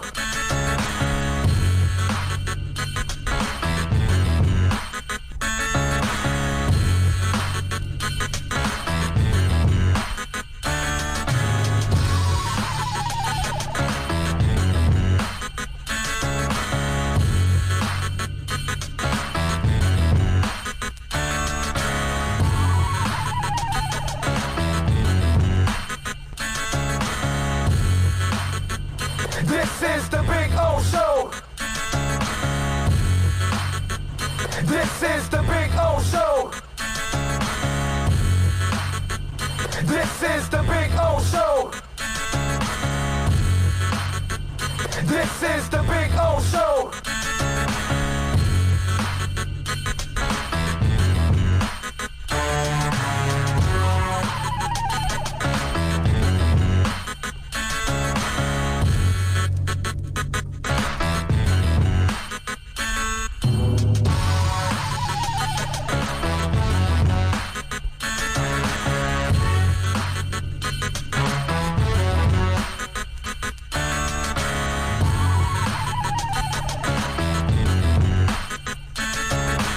is the Big O Show. This is the Big O Show. This is the Big O Show. We are back. This is the All right, it is time to talk to Palm Beach Gardens' own Bob Baumhauer, the 5-time Pro Bowler, and of course one of the Killer Bees, and a friend of mine for a long time. Since I go to Mobile every year, he takes care of us as always. Hello, Bob. How you doing, my man? How you hanging in there this morning? Hey, we're hanging in there, Big O. It's good to talk to you. Good to hear your voice. You sound great. It's always good. Thanks to you, my brother, because that oil you turned me on to changed my life, man. That is, I'm telling you, man. I'm telling you. I hear you. That thing made. I try to turn everybody onto that thing since that moment, and I have, and then people realize how amazing of a product that is. So you sir are a stud. Thank you, sir. Well, you sound great. You sound super. I appreciate it, man. Well, it's good too because I'm kind of I only do work with Sirius, and I've got my own show going on now because you know how it is now, Bob. It's an on-demand world. People go home and it's Netflix and Amazon Prime and Hulu and all that, and their music is on demand. So a lot of their talk is now becoming on demand, and so we got it growing now on our show. So it's pretty cool to like kind of control everything, and I don't have a boss. Fantastic. Yes. Yeah, I know you're correct. Things are changing. Oh, yeah. Changing for a lot of us. Yes. Yeah. Well, especially how's this COVID thing? Because I know you got a ton of restaurants, and so this has got to be affecting you in a big time way. Yeah, it is. We're doing the best we can. My oldest, Spencer, is doing a great job. He's our VP of operations, and we're doing the curbside service, Big O, but we added another component to what we're doing. We're selling groceries, and so you can come to Baumhauer's and get curbside service for everything from fresh skinless, boneless chicken to bread, milk, beer, you name it, and so that's helped us a good bit, but we're not where we need to be as far as sales, and hopefully we can stick around long enough to get to the other side. Alabama has not opened up their restaurants yet, and we're not sure when that's going to happen, but we're like everybody else. We're just trying to get to the other side. I feel you, my brother. This is something that's crippling the world, and that is the absolute truth when it's all said and done. So, talk to me about yesterday morning when you got the news. Where were you? How did it hit you? Well, it hit me hard, Big O. I lost my dad a couple weeks ago, and he was living with me, and he was my best bud. And he was down there with me he was always down there. He loved the Dolphins. And last week I called Matt Moore and asked Matt if there was any way that he could help me arrange for me to come down and see Coach Shula. I kind of wanted to say thank you to him for all the opportunities he'd give me. And Matt had arranged that last week. And we were going to come down after the pandemic and I was going to bring all the kids. I've got 4 kids, and I met my wife down there. I get in the restaurant business because of a relationship with Eddie Houck there at Wings and Things in Fort Lauderdale. I've just got all these great things going on in my life, large part because of the opportunity that Coach Shula gave me. So when I heard what I heard yesterday, it was just an even bigger shock because I had been planning to come down to see him and just catch up a little bit because I haven't done a good job of that. And so it hurts. And, it's just one of those things that, like you said, I remember exactly where I was. And it's like a barrage. I heard from different people here in my office at the same time. I was getting texts and phone calls, and it'll be one of those things you never forget. Yeah, I definitely imagine. What was I asked Larry this a little while ago. We had Larry Little on, and I'm wondering, what was the first memory that came to your mind? The second you got the bad news, what was the first Shula memory to your mind? Really, it was related to when Mike was up here, and we got to spend a good bit of time off and on, as far as Coach Shula coming up to support Mike when he was coaching Alabama. And, I saw a different side of Coach. I saw the proud father up here, down there. You saw the guy that was the legendary head coach, and then you saw also, you saw the sense of humor that he'd have from time to time, and all those types of things. But I saw up here a really proud dad who loved his kids a lot. And he came up to me one time, Big O, and said, hey, and we did a cruise up here called Cruising with the Tide. And Mike always went with us on the cruise with about 400. And Coach Shula pulled me aside one time and he said, hey, I really appreciate you being supportive of Mike up here. And he was just a proud dad. And I'm been thinking about his family and how close they are, and all the things that go along with that, because I just lost my dad. And and obviously, like I said earlier, I was in shock because we were planning on coming down in a few weeks to see him. I mean, that's got to be that's one of those where you kind of, I'm sure you're questioning yourself and going, why didn't I do this earlier? And now I don't get to see him. But I mean, you can't do that, man. You can't do that. You can't do that, Bob. You know how it is. Life is crazy, man. Life pulls us in 8,000 directions. And dude, anybody that knows you, Bob, you're running like 8 businesses there, man. I mean, come on. I don't even know how you stay sane with all the things you've got going on. Seriously.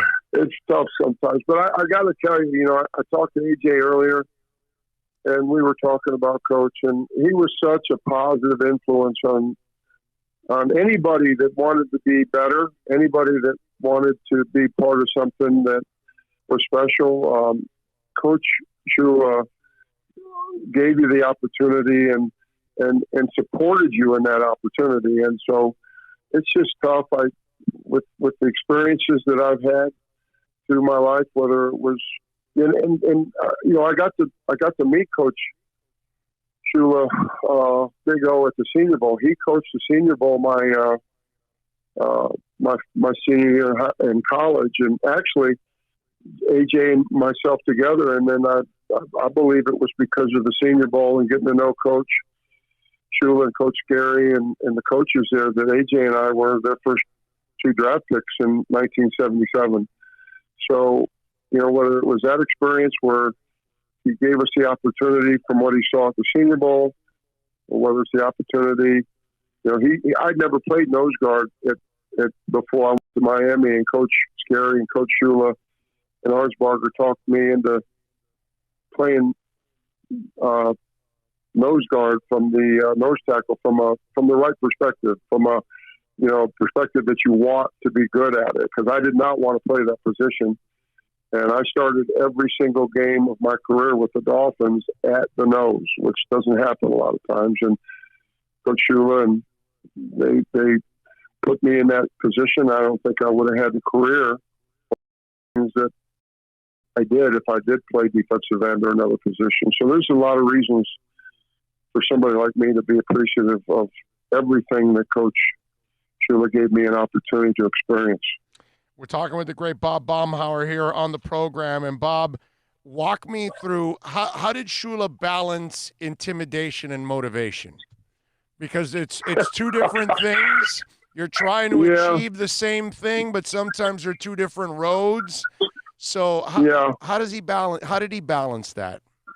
Well, I got to tell you, I think I have a unique perspective, as does Dwight and Tony Nathan and Dominic. We came from Alabama playing for Coach Bryant.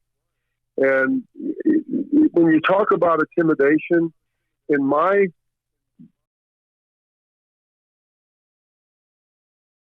intimidation just came from the presence of being with someone that was so successful and just absolutely so gifted at being able to do the things that they did.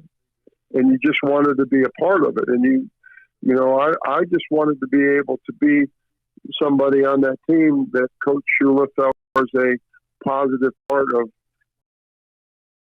and that was to win Super Bowl. So from a balancing point of view, because of him being the head coach and him being Don Shula, and at that time, my rookie year, he was the Dolphins were, as the 70s were concerned, so in my book, high school, winning Super Bowls and going undefeated. So to me, it was just the intimidation piece with him.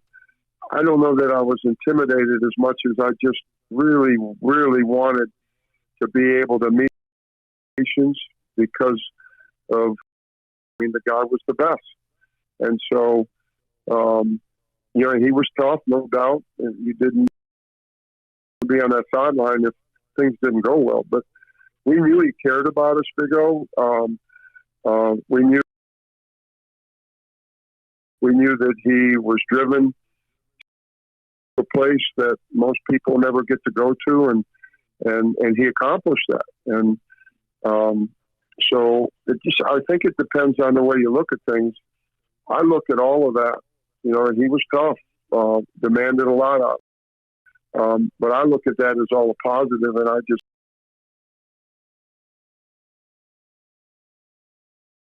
tackle, or I can Jim Jensen goes from backup quarterback to absolute stud third down dude, moving the chains all over the place. The Woodstock thing in order to get to the Super Bowl with those two guys. This year, I saw Brian Flores pull a Shula-like move with Eric Rowe, who can't cover anybody, but yet they figured out a way that, hey, this guy can cover tight ends. And he might struggle a little bit as a corner, but damn, as a guy covering tight ends, he's pretty good. So he found a role for the kid. Right. And Shula was so good at finding roles for everybody else. Talk to us a little bit about that. Well, maybe the best of all time was putting AJ at linebacker. Yeah. And that got us to the Super Bowl in 1982. I don't know if anybody's ever had a game better than A.J. Dewey in the AFC Championship against the Jets. And you got a guy that came into the league with me as a defensive lineman, and he's intercepting 3 balls, running one back for a touchdown, and the AFC Championship because Shula put him in linebacker. Right. I mean, he was the best. And again, I mean that was just part of what made it so rewarding to play for a guy like that. I mean, A.J.'s a great example of that. He put AJ in a position to be AJ Dewey, and you can't say enough about that. If you'd allow me, I'd like to tell you I got to know Coach Flores a little bit at the Senior Bowl. Big O, yeah, really, really, really sharp guy, and I'm really excited about what he's doing. And you see the way they were playing at the end of the year, and you're talking about a shoe, what do you call it, a Shula-esque move? Yes. I think Coach Flores has got a plan, and he's working the plan. He's disciplined. A lot of reasons for Miami Dolphin fans to be excited right now with what he's doing. Just give you my 2 cents on what's going on there with Coach Flores and his coaching staff right now. And let me tell you, Bob, I've been ripping this team for 20 years. It's the first time that I actually feel like, wow, real football people are in place. They're doing things that football people do, like, getting rid of bad salaries, building the team from inside out. Wow, what a shocker. I mean, wow, common sense. Let's go draft a bunch of offensive linemen and D linemen because we need to win the battle in the trenches. And they drafted Tua, so they take the chance. They got Rosen last year, so they're trying to get a quarterback every year. I mean, everything about what Chris Greer and Brian Flores are doing, Bob, it just makes football sense, dude. That's the thing that I love, because the last 20 years – they kept doing shit that didn't make sense. Yeah. Well, I got to meet him in Mobile, and just I'm a fan. I tell you, he's very, very, very sharp guy and gets it. And I think Miami's in for a nice ride here as far as if he has anything to do with it. I mean, they need to let him do his job, and I think Miami's going to be in great shape. I can ask you for a moment where Shula made you feel small, and I'm sure you can tell me about several of those kind of moments. Give me a moment where he made you laugh. Oh, he made us laugh a lot of times, and I got to tell you, as far as making me feel small, I really never had that experience with Coach Shula. I mean, he'd get upset, but usually when he'd get upset, he was upset for good reason. And again, I had a perspective, whether it's from the way I was raised or, being in Alabama or whatever. But as far as making me laugh, Coach Shula was just, he never forgot where he came from, and he could relate to us. And whether it was, he was just very, very in tune with us. And I used to get a laugh because when we go play Buffalo in every year, he'd make comments about don't be eating too many of those buffalo wings. And that snack, Matt Moore would go, I think he was going to the Anchor Bar where they came from, but Matt would go out and get or arrange for all these buffalo wings to be brought to snack. And that was something that we did the night before game when Coach Shula was coaching. And that would have those wings brought in, and they're buffalo wings. They're hot, spicy, going to give you indigestion or whatever. Coach Shula would, well, I thought I told you no buffalo wings. And then he'd turn around and say, bring them over here. I want some of them. We'd all start eating buffalo wings the night before the game when we played Buffalo. There was just a lot of times like that when he could take a moment and make it fun and light, and he would do that. We were playing the New York Giants my rookie year, and Larry Zonka was playing for the Giants at the time. And it was at that same function at Snack the night prior to us playing the Giants, and it was in preseason. And Larry had snuck into the room with all of us, and he just randomly stood up to ask a question of Coach Shula. Coach Shula goes, "What the hell are you doing in here?" And he goes, "Get over here and give me a hug." And there's just a lot of those type moments where he made you feel like $1 million because he was genuinely glad to see you. And I know a lot of players have had that same experience with him. He was tough, like you said, and he could be tough, but we knew he cared about us. The great Bob Baumhauer joining us here on the program. By the way, you can follow him on Twitter at Bob Baumhauer. And Bob, how did Shula react when you guys were in the Bumblebee uniforms? I think he took it all in pretty good. I tell you, we didn't really know how to react when we did it. We were kind of asking ourselves at the time, "What are we doing here?" And but he took it. I mean, like I said, he had a good sense of humor, and I think he was enjoying the moment as much as we did, because at the time the Dolphins were winning a lot of football games, and the Killer Bees were doing a good job for him. And I think he appreciated what we were getting done, and I never heard anything from him as far as that's concerned. He might have made some comments to some other guys, but I never heard anything. How about Arnsberger? How did he respond to that? Who, Arns? I think Arns was okay. I mean, I will tell you that like most great coaches, they did not want distractions. You come to practice and you're there to prepare to win the next game, or you come to training camp, you better be in shape and you better be ready to go. They didn't like distractions, but at the same time, I feel like Coach Shula and Coach Arnsberger, they knew their players. They knew the ones that were giving them 110%. And there was times where, we had fun. They'd allowed us to have some fun too. And like I can tell you, my rookie year, AJ and I we like to return kickoffs during practice just because we had too much energy, and we would be on the scout team for kickoff return, and they'd let us get in the back there and run kickoffs back, even though they had to have a calendar to clock. But the coaches back then, they allowed us to have fun too. They had fun as well. It was an amazing experience. They were good people. Coach Shula had really good people around him, and we all cared about each other.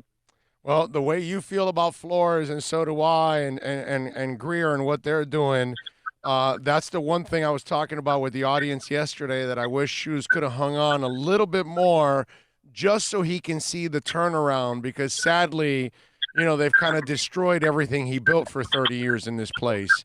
And they're a shell of what they used to be, but I think these guys are going to bring it back, and I really would have loved to see Shula watch this come back again.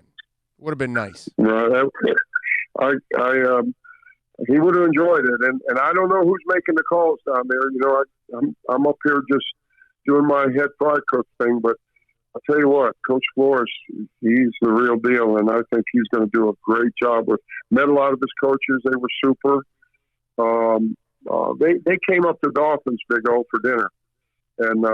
And Spence and I went in there to, my oldest went in there and spent a little time with them, and just really, really sharp people. I love it. I love it. So when's Dolphins coming down to South Florida? I'm coming down in a couple of weeks to look at a place. We might do a place, and I'd love to do a Dolphins. Actually, I think it was Nat that came up to look at Dolphins. We were thinking about doing one down there. And for your listeners, Dolphins is a fine dining type restaurant, so it wouldn't compete with Bo or Brew or anybody like that.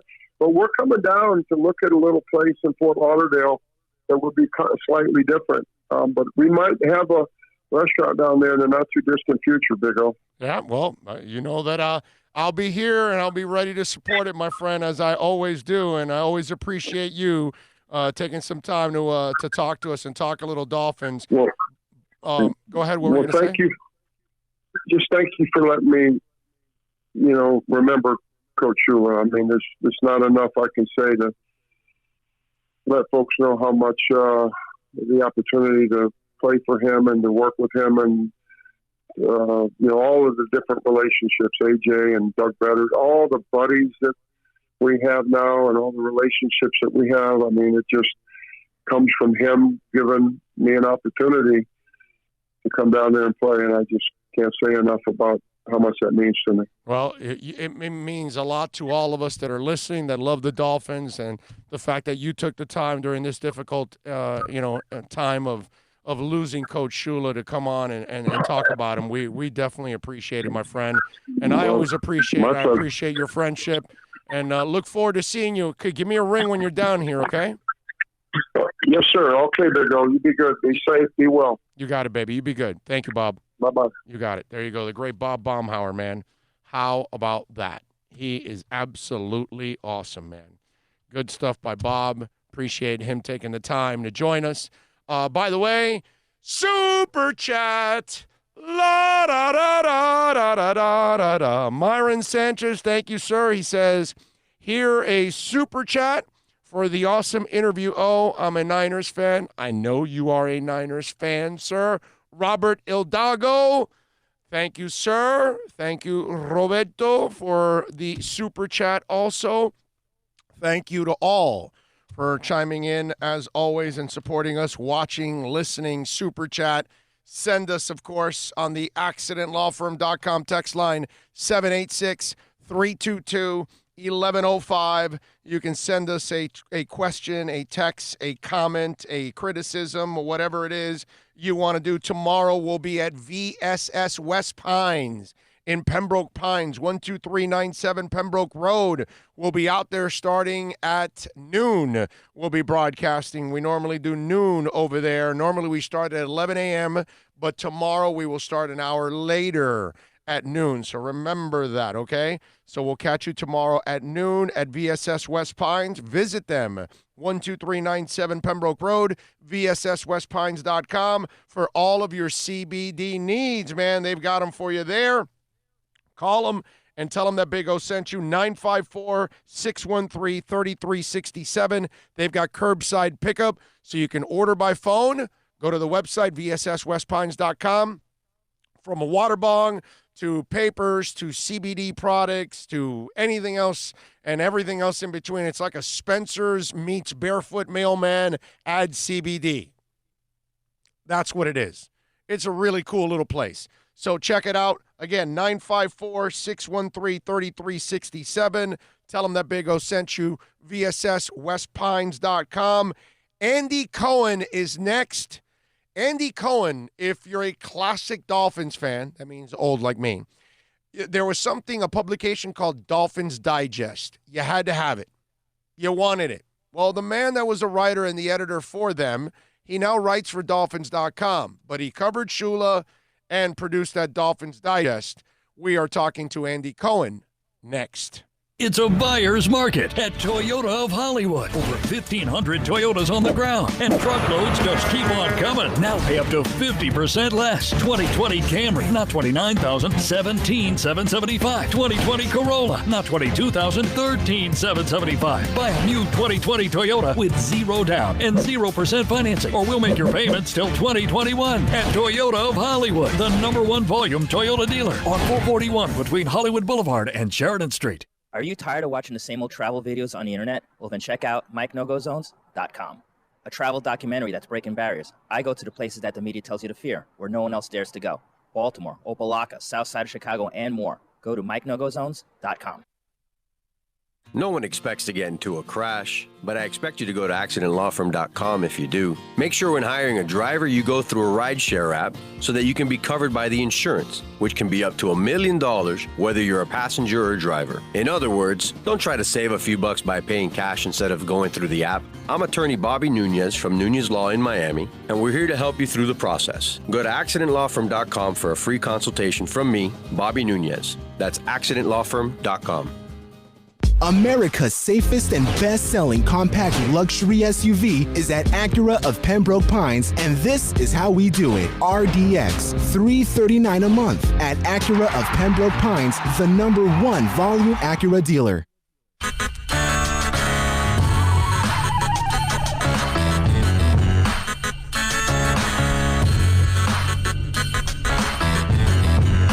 This is the Big O Show. This is the Big O Show. This is the Big O Show. This is the Big O Show. This is the Big O Show. This is the Big O Show.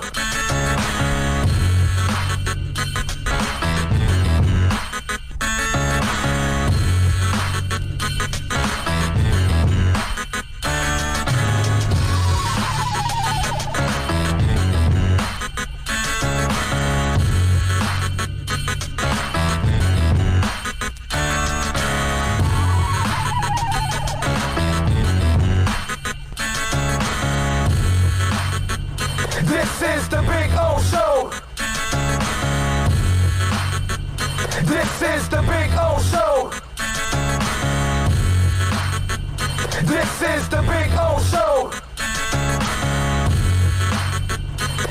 is the Big O Show.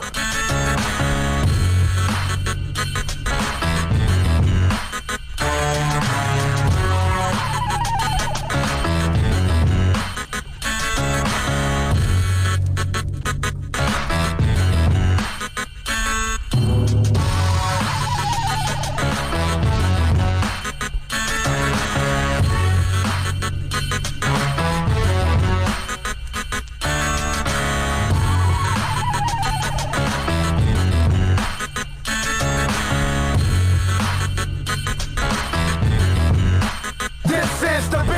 is the Big O Show. This is the Big O Show. This is the Big O Show.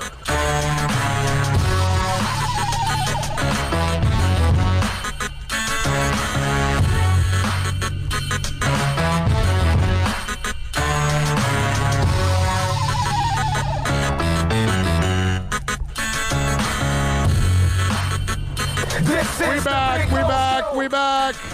All right, we promised you we're going to continue honoring Coach Shula, obviously a man that made a major impact in all of our lives, all of us that are Dolphin fans and been following this team for a long, long time.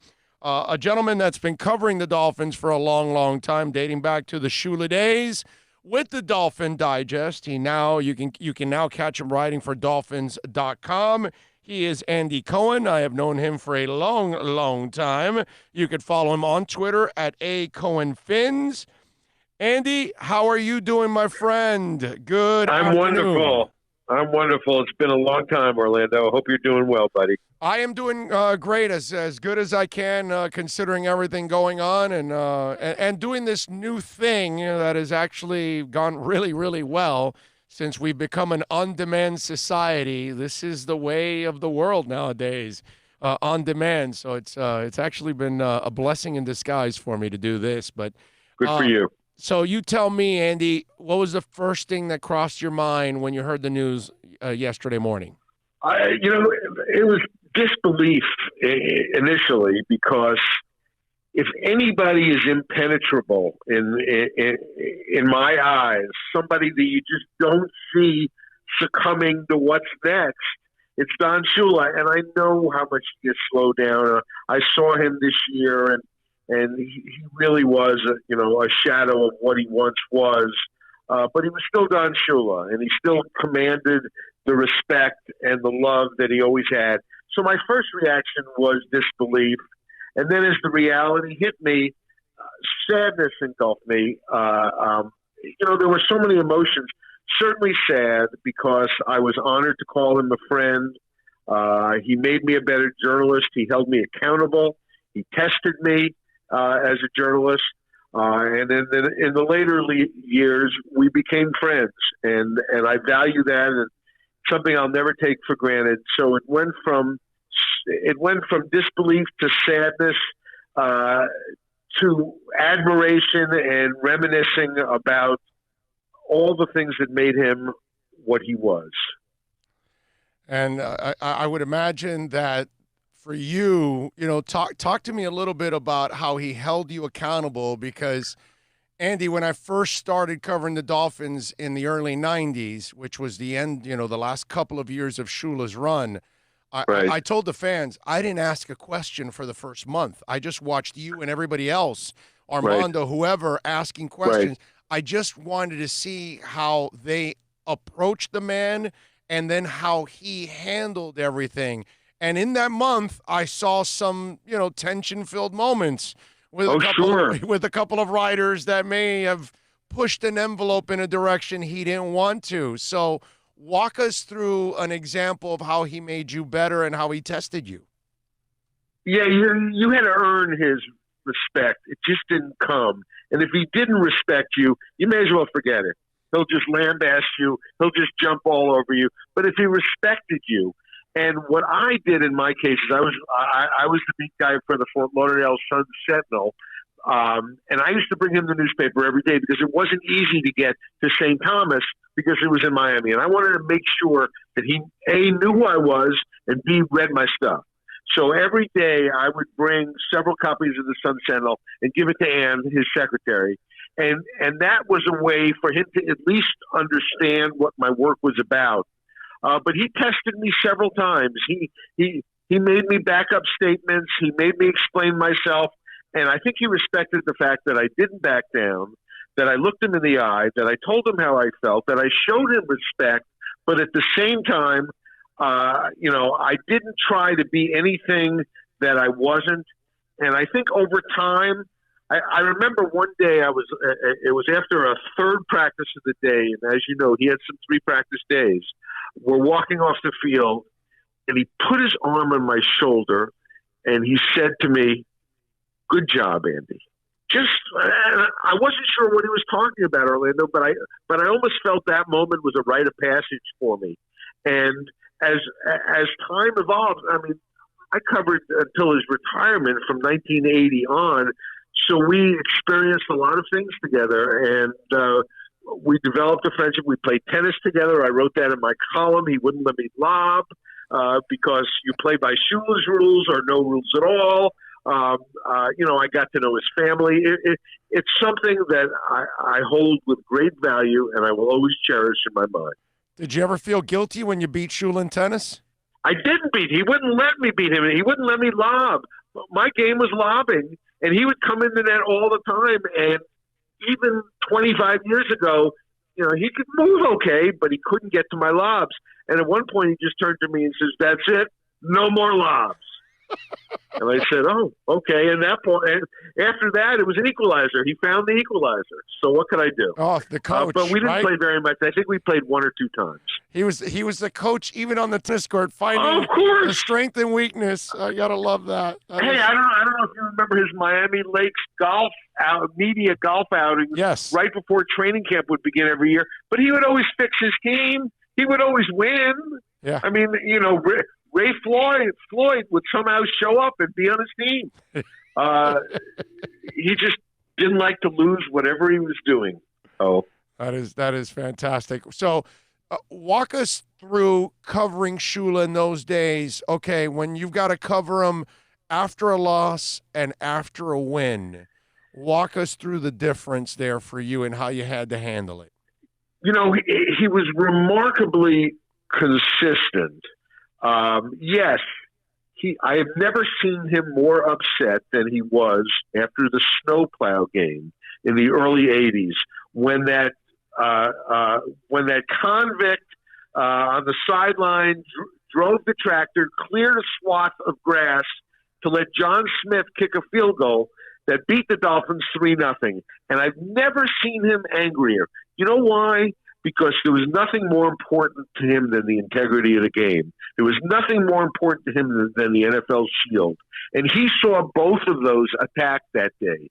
And he was livid. I mean, he was hyperventilating livid so much that day.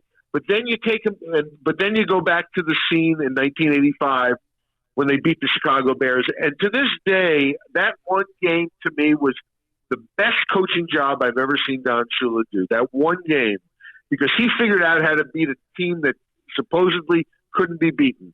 And after that game, the joy.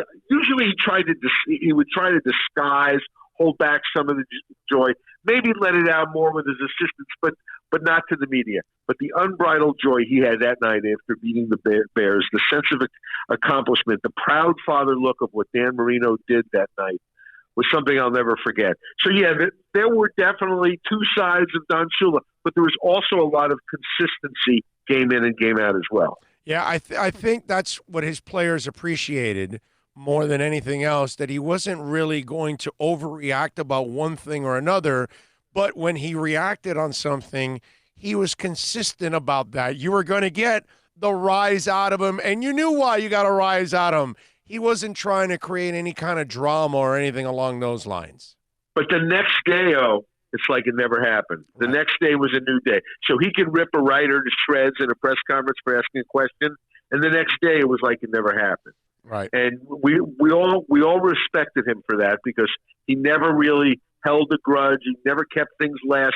He never played favorites among the media, except when Edwin Pope came out. He loved Edwin Pope. But for the most part, he was very, very fair to the media. You know, I'm gonna be the old man on the lawn here. Can you imagine Shula having to deal with today's millennials, either writers or players? Social media? Yeah. Anything you want to know with social media? Yeah, right. No, but writers or players. What is this tweet? Yeah. It would. See, back then, as you know, Orlando, there were about 4 or 5 guys out there every day. Right. And that was it. That was it. And when you broke into that pack of the guys that were out there every day, you understood that it wasn't the large fraternity that it's evolved to now. It was basically a smallish group of people who were there every day. Joe Zagacki, I remember, was in that group early on in his career. But that was a different time. And today, he was always able to adjust, Orlando. He adjusted with Marino. He adjusted with Zonka and Kick. Could he have adjusted to what the world brings today and the challenges today? It's tough. It's tough. It would have been an interesting thing to see.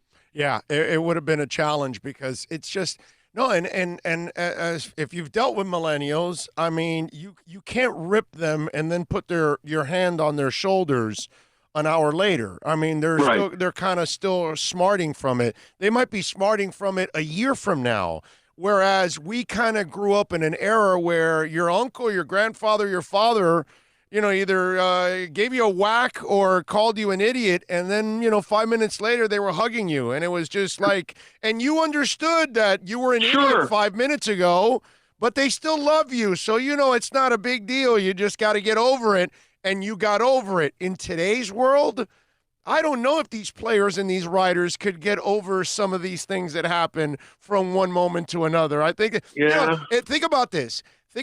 I think about myself. I grew up in this business with guys like Hank Goldberg and Neil Rogers, dude. I mean, no, there's no way people growing up in this business now could deal with guys like Hank and Neil. I mean, Hank would rip me for one moment, but then the first guy that came to my defense to help me with anything was always Hank. Every single – I always tell people that because, sometimes me and Hank had some stuff on the air and we had some fun with it and we went back and forth and he would rip me or whatever, and that's fine. But then behind the scenes, he was the biggest mensch in the world, dude. It was just 100%. And I would tell people that, and they were like, really? And I go, yeah, what you got on the air wasn't really the Hank you got behind the scenes. The Hank behind the scenes was a whole different dude that you don't get to know at all because he doesn't want you to know that guy. You know what I mean? In fact, Orlando, segueing back to Shula and Hank, one of the last times I spent some quality time with Shula was at Gulfstream Park. Hank had Shula, Greasy, couple of friends of Shula's, and me out for lunch. And we had the time of our life, and Hank was just beaming every minute of the time because he was always so happy to be around Shula and loved Shula. But really, that was the last time I spent some real quality time with Shula, and it was great. It was great, and it was set up. It was set up by Hank. Interestingly enough, I've said this a couple times to a couple of other guests here in the last 2 days. I wish Shoes would have hung on just a couple of more years. Yeah. Because I actually think they finally have the right people in place to turn this damn thing around. And it's been a frustrating 20 years. And unfortunately, we've watched them tear down everything that Shula built. But I actually we criticized him. He was criticized when he went 11-5. I know. Oh, we need somebody better than 11. What this franchise would give for an 11-5 right now. I know. I told the listeners that we got spoiled to the point that 10 wins wasn't enough anymore. You know what I mean? And it was just like so ridiculous. That's why I've always said, and it went on the last couple of years. Oh, no, Riley's past his time. And every time somebody would tell me that, I say, I'm not doing that. I did that with Shula, and I screwed up. And, we won Jimmy, and it never worked out. Jimmy, Saban, Parcells, none of that worked out. We should have stayed with Shula. Well, guess what? Look at Riley. He's finally getting them out of that rut with those bad contracts.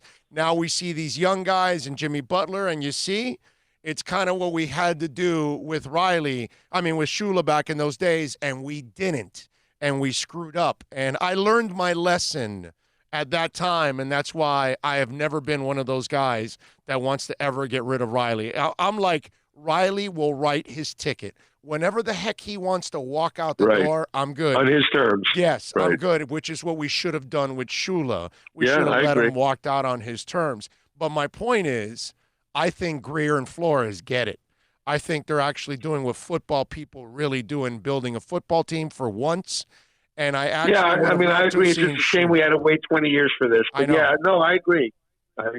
And that's where I wish Shula would have stuck around a couple more years to see this thing that it's about to get turned around. And I think it's going to be a lot of fun. Andy Cohen, of course, from MiamiDolphins.com and Dolphins Digest. So, I was talking about that. The Dolphins Digest was like a Bible for us. You know what I mean?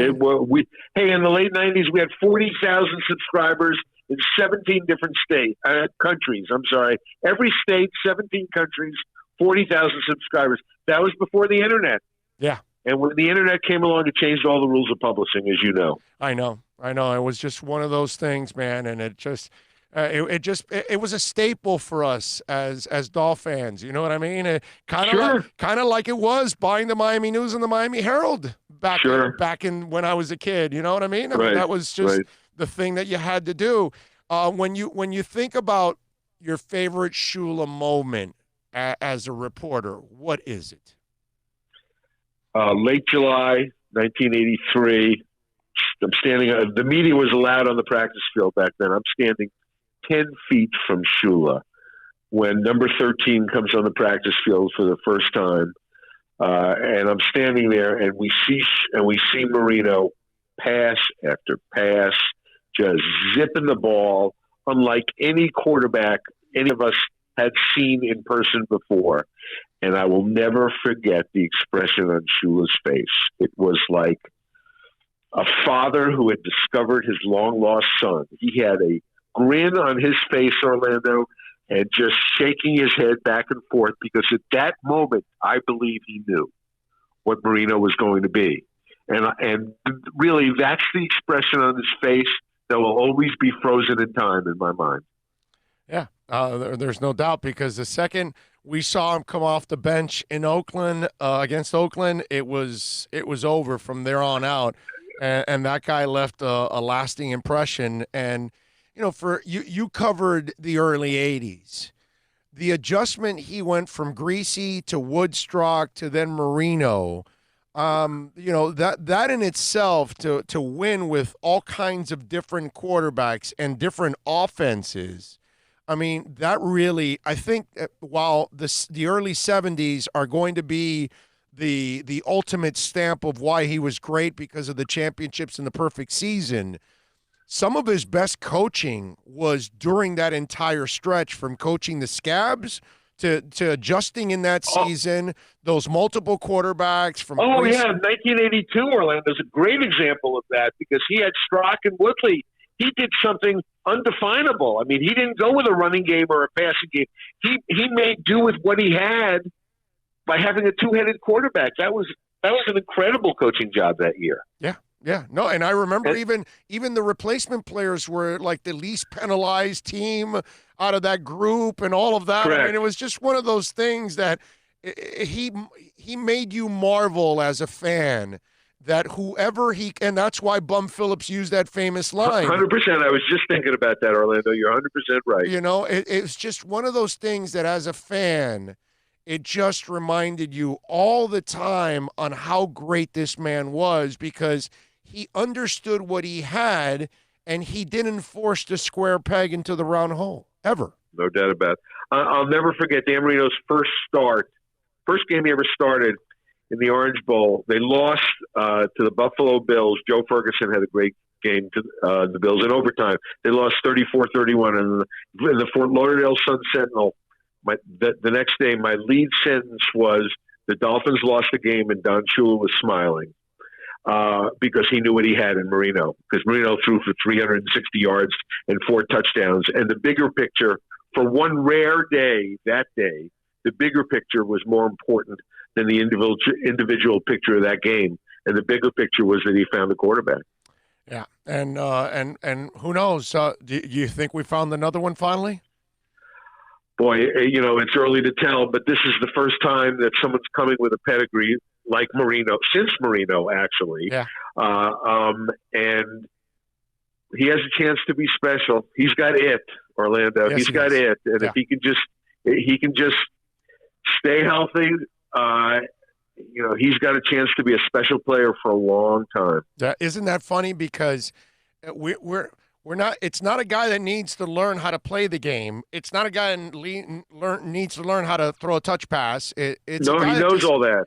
It's a guy that just needs to stay healthy. That he can do everything else because he's shown it to you.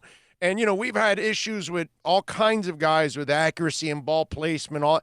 This guy excels at all of that, which is a trait that is so important in this league because it's such a fast league. It's a receiving league, and your quarterback must be deadly accurate, must put the ball in the right place to keep the guys flowing and not stop them. And this guy has all of those things. And I'd like to see Shula in his prime coaching Tua. Yeah. That would be a lot of fun. He'd have fun with that. Yeah, no doubt about it. Does he play this year? Because I keep telling people I don't think he plays unless they're mathematically eliminated from the playoffs, and that offensive line is playing really, really well, And obviously, they've got to feel like he's completely 100% healthy and ready to take a hit. But I kind of feel like those three have to be in place before you put him out there. You agree? Well, the other factor is you have a 38-year-old starting quarterback who has not been injured in a long time. Right. And there are those who think, what happens if he goes down? And if he goes down, everything changes because Tua will clearly be next in line. So if injuries become a factor, that could change the whole timetable. But I think under the ideal scenario, I think he watches the first 3 months of the season and then starts the last month of the season. That's what I think. What was the moment that was the most uncomfortable for you in covering Shula? Oh, wow. Was it 95? Yeah, anything that tarnished the integrity of the game. When he brought in a player, he brought in a running back, Chuck Muncie, for training camp one year, and he was trouble from day one. But Shula really needed a running back, and it took Shula about a week to realize that Muncie was not what he wanted at the time.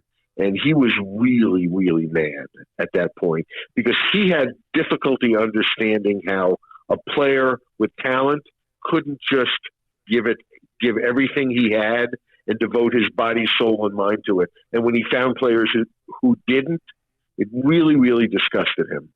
It really did.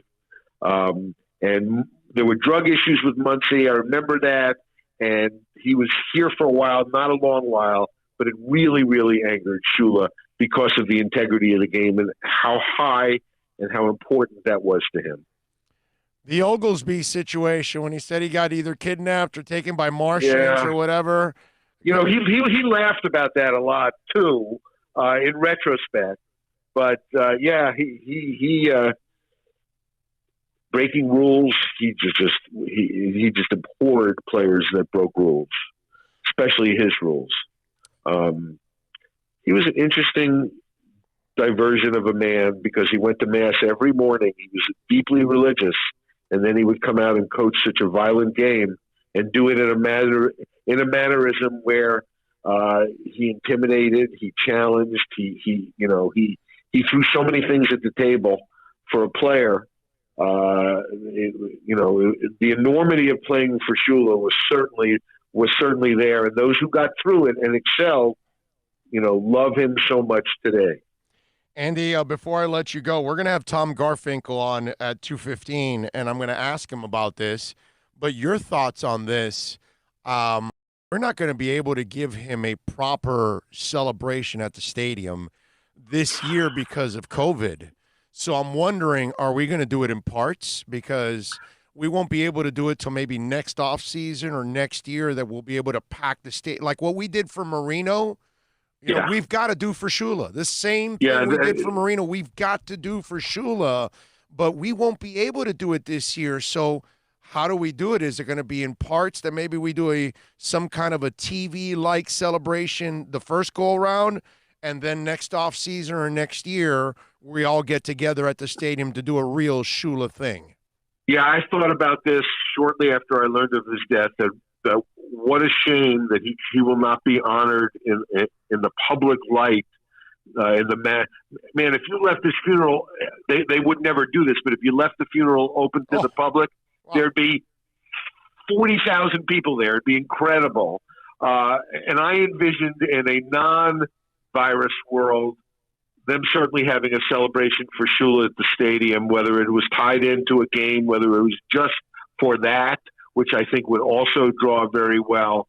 But yeah, everything has to be on hold. I think they need to try to take advantage of the world we're in now and maybe have a virtual celebration where, I don't know, can you get hundreds, thousands of people on a virtual celebration? I don't know how it works. I don't know the extreme of something like Zoom, and what it could do. But if you can't, I know his funeral, there'll probably be 8 or 10 people there, his kids. Right. It's a shame. It really is a shame because he deserved much more than going to be able to get because of this. And I believe something will happen, and I think it will be wonderful, but I think we're going to have to wait. Yeah, this COVID thing has changed everything in our world. Of course, you could follow him on Twitter like I and so many others do at @CohenFins and catch his work at MiamiDolphins.com. He is the great Andy Cohen. Andy, you are a stud, my man. Thank you for taking some time on this very special week honoring the greatest of all time there, Don Shula. Thank you, sir. Oh, always a pleasure, and you stay well. Thank you, my friend. You be good. Okay. There you Bye. go. What is it? Tall Ken Chit says, did Marino die and Marino passed? No, dude. When Marino retired, we had this big-ass celebration in the stadium. And we celebrated retiring his number and all that. It wasn't a game. It was a night that we all went to. I know because I hosted it on QAM. I was host on the radio station that night. That's one of my highlights of my career is hosting that night and celebrating Dan Marino. In fact, if I remember correctly, Joe Namath was drunk off his ass in that one. And, he had to talk. He talked a little bit, but he said, yeah, I want to kiss you, that kind of stuff. They had the other 4 83 draft picks, the quarterbacks. Yes. And Hootie and the Blowfish, yes. Marino's favorite, closed out. Right. They did Mustang Sally. Yep. I had the pleasure of obviously being with you that night and helping assist. I remember we were getting people for Mandich, I think, that was on and taking them down to the Marlins dugout to get on the phone, if I remember correctly. Yeah, because Mandich did the pre-show, right? Yep. And we helped Mandich, and then I went up and I did the in-ceremony hosting. And so all the way through the closeout. Through the whole thing. That was one of my favorite moments of all time.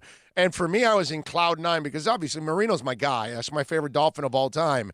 And I'm the guy that hosted his retirement at the stadium.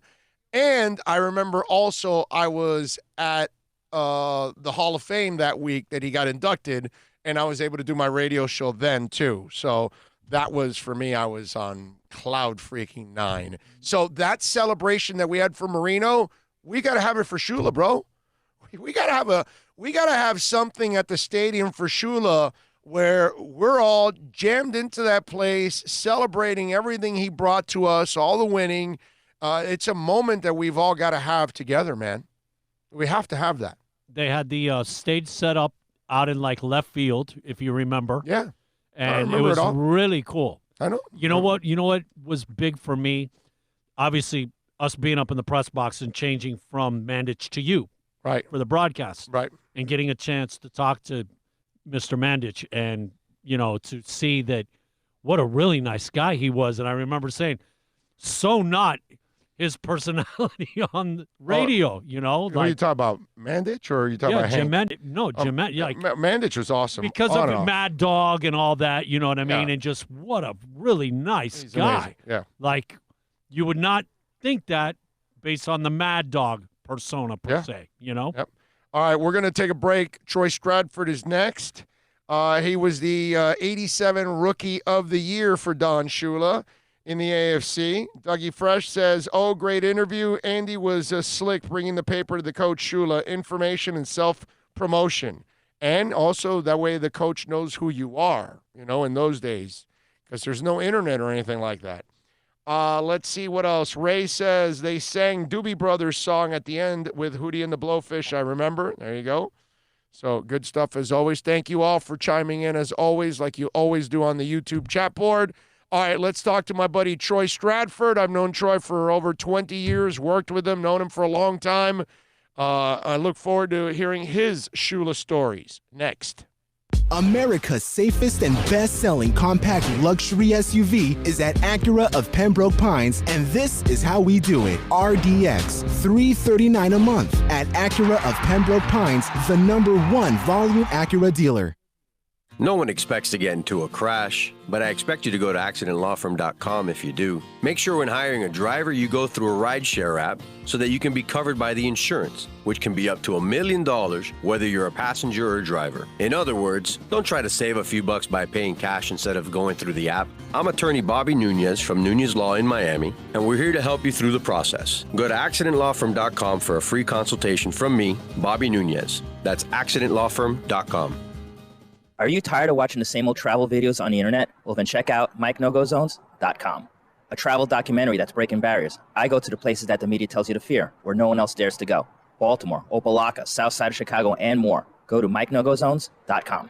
It's a buyer's market at Toyota of Hollywood. Over 1,500 Toyotas on the ground, and truckloads just keep on coming. Now pay up to 50% less. 2020 Camry, not $29,000, $17,775. 2020 Corolla, not $22,000, $13,775. Buy a new 2020 Toyota with 0 down and 0% financing, or we'll make your payments till 2021. At Toyota of Hollywood, the #1 volume Toyota dealer on 441 between Hollywood Boulevard and Sheridan Street.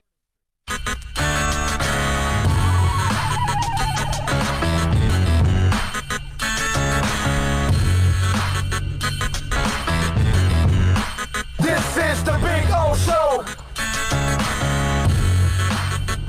This is the Big O Show.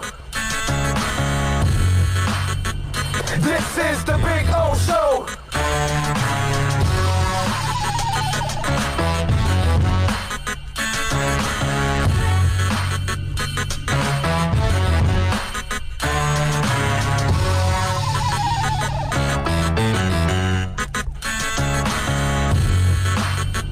This is the Big O Show. All righty. This is the Big O Show. We are back. We're ready to rock and roll. And, of course, I promised you Troy Stratford would be kind enough to join us, the 87 Rookie of the Year in the AFC for the Miami Dolphins and for Don Shula. And, of course, you could follow him on Twitter at Troy Stratford. Troy, how you doing, my friend? Big O, I am well. Good to hear from you. How are you doing? I cannot complain, man. We are rocking, doing this thing every single day and growing this this puppy every day. And in a world of on demand, we are in demand, which is a beautiful thing. So that is a beautiful thing. You know, it's nice, and we thank all the folks out there for being so kind in supporting us every single day out here for a long, long time. And obviously, Troy, you and I have known each other for a very long time. Your thoughts yesterday when you heard the news that your coach passed away? As soon as I got the news, I actually got it from my girlfriend. She was breaking news to me. I just immediately just started reviewing in my mind of when I first met him, how I was playing for him, what he taught me, how we were always prepared. So it was a nice little journey that I had, just thinking back on all the time that I had with Don Shula and the Miami Dolphins. What was that phone call when he drafted you? Talk to me. When you got drafted by the Dolphins, how did that whole thing, how did your initial meeting happen with Shula? Well, initially, I did not speak to Shula because I was drafted in the 4th round.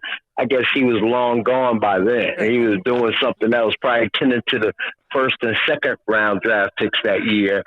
So I actually met Shula. It would have been the second time I met him the very next day when I flew down to Miami and we went out and did the 12-mile run or 12-minute run. And we went through drills and all of that stuff. That was the first time that I was really back and forth with him and getting to see him kind of move around. The first time I met him at the Combine when I was coming out that year. And I had happened to play in the Japan Bowl. And in my mind, I keep thinking about this. Is this the reason why the Dolphins drafted me? Because Mike Shula, his grandson, was the quarterback of that team in Japan. And I had a great game. And when I got to Indy for the Combine, I'm loosening up, getting ready to go through drills. And who do I see but Mike Shula? And we have a small conversation. And then he's like, hey, come with me. I want to introduce you to someone. And I was like, okay, not thinking it's his grandfather, Don Shula, but that's exactly who it was. And I had to be, I'm sure, just dumbfounded and babbling over myself meeting him, because growing up a Dolphin fan, I knew the history about Don Shula and how great he was in the National Football League. And to meet him on a whim like that, that was something special. All right, so you meet him. When was the first time you felt the wrath of Don Shula? Probably the first time I dropped a pass in practice or something like that. But truth be told, I was only in the hot seat one time for the entire time that I played under Shula. We played the Chicago Bears one year, and I mean, this was after the 85, that great defense they had with Mike Singletary in the middle. Mike Singletary was there calling out every single play that we ran, that we would get ready. We're sitting there in formation, and he's like, sweep left, sweep right. He's like, they're coming right here. He called out everything. And me being a young player, I made the mistake of talking to the reporters after the game, and I said, it's like our offense is predictable. And who was our offensive coordinator but David Shula, his son. So it was like I kind of took a shot at his son. And yeah, I didn't know any better. So I woke up the next day, Big O. I get the newspaper, because that was how you got all your information.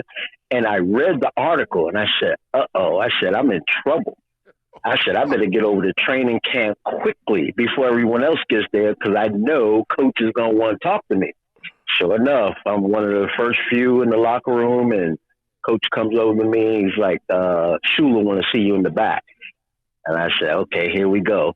So I go in there, and he uses a few choice words of, why do I have to get up and read about you in the newspaper and answer questions to reporters about you? Like, I'm like pretty much saying, what are you talking about, Coach? And he's like, you didn't see the article in the paper? And I go, no. And so he had the paper in front of him, took the paper, threw it at me, and he said, here, read it. So I sat there. Now, I already read the article when I was home. So I sat there and reread the article, and he's like, I don't ever want to have to sit and talk to reporters and answer questions about you ever again. I was like, never again, Coach, no problem. So that was my first and my last time being in his office, period. That was it. So did you ever use that advice and somebody actually went with it? Or did most guys, when they were warned about Shula, they still screwed up anyways and they ended up feeling the wrath? Did anybody ever learn? Oh, no one learns until you go into the room. And then you still had knuckleheads over the years who would continue to go back into that room. No, I was a one and done guy. I was like, okay, you talked to me one time about it, I'm not coming back in here. But, everyone who came to the Miami Dolphins, no matter what year it was, when Shula was there, you learned on your own. Yeah, guys could talk about it, but you learn on your own as soon as you cross that line and you do something wrong. Because remember, it was a different time and place at that point where the coach was, the king of everything. He ran everything. And so you just didn't cross down Shula. You didn't have to, you didn't want Shula having to go to the guys in the newspaper and answer questions about you personally, because you knew you were going to be in trouble. Troy, and we're talking with Troy Stratford, of course, former Miami Dolphin. And Troy, you and I have actually had this conversation in the past that you guys in the locker room cannot really be fooled. You know the guys that work hard, the guys that don't. You know the good players. You know the bad players. It's really impossible to hide it from you guys. And players, we've talked about this too, that players, they fall in love and respect a coach when they know the coach knows what the hell he's doing. He knows how to handle players. He knows how to put them in positions to be successful, those kind of things. Shula clearly was exceptional at finding people's strengths and weaknesses and using them to their strengths. Do you remember the first time that you said, oh, I'm in good hands? This guy knows what the hell he's doing. And you know how it is. You guys will sell out to your coach. Once your coach knows what he's doing, even if it doesn't make sense to you at the moment, you're going to go through the wall for him because you know that whatever he's telling you, it's going to end up working out if I do what he says. So what was that first moment for you? Well, going back to what you're saying about how guys in the locker room, they know who's good, they know who works hard. Players know how good they are and how hard they work as an individual. And so me being a rookie, I was just terrified coming down here because I didn't know what to expect at all. I didn't even know if I could play on this level. That's the kind of person that I was coming out. I'm like, okay, this is the NFL. This is crazy stuff. So we had that first week of practice, and I learned from going to the meetings. I said, okay, this is a different animal. And Coach Shula, he was in every meeting that I've ever had as a member of the Miami Dolphins. He was never sick. He was always there. He always sat in the offensive meetings. And so I learned very early on because he would correct people right there on the spot. And I said, okay, I got to make sure I know my stuff. So, yeah, I have a little cheat sheet on my hand and remember certain plays that I was having trouble with. But as that week went along, my first week down here, Coach Shula, in the meeting, he said, all right, we had a young quarterback. I can't even remember his name. He said, we're going to have him step up and work with the first unit, and we're going to have Dan work with the younger guys. And I'm sitting there saying, wait a minute, this is not how things work. Like, this young guy probably not even going to make the team, and he's going to work with the first unit. But Shula, and I was right about this, he wanted to see if I could play with Dan Marino. So I had the final two practices. It was 2 days back then. Final two practices, he instructed Dan to throw me every single pass out of the backfield, whatever it was, go to Troy. Let's see how he adapts to everything. And so I started feeling like, okay, Coach Shula likes me a little bit. And sure enough, that practice was over. I had a little meeting with the offensive coordinator at the time, and they sent me home with a playbook, and they told me, not only do we want you to learn the running back position, we want you to learn how to run the position in the slot as well.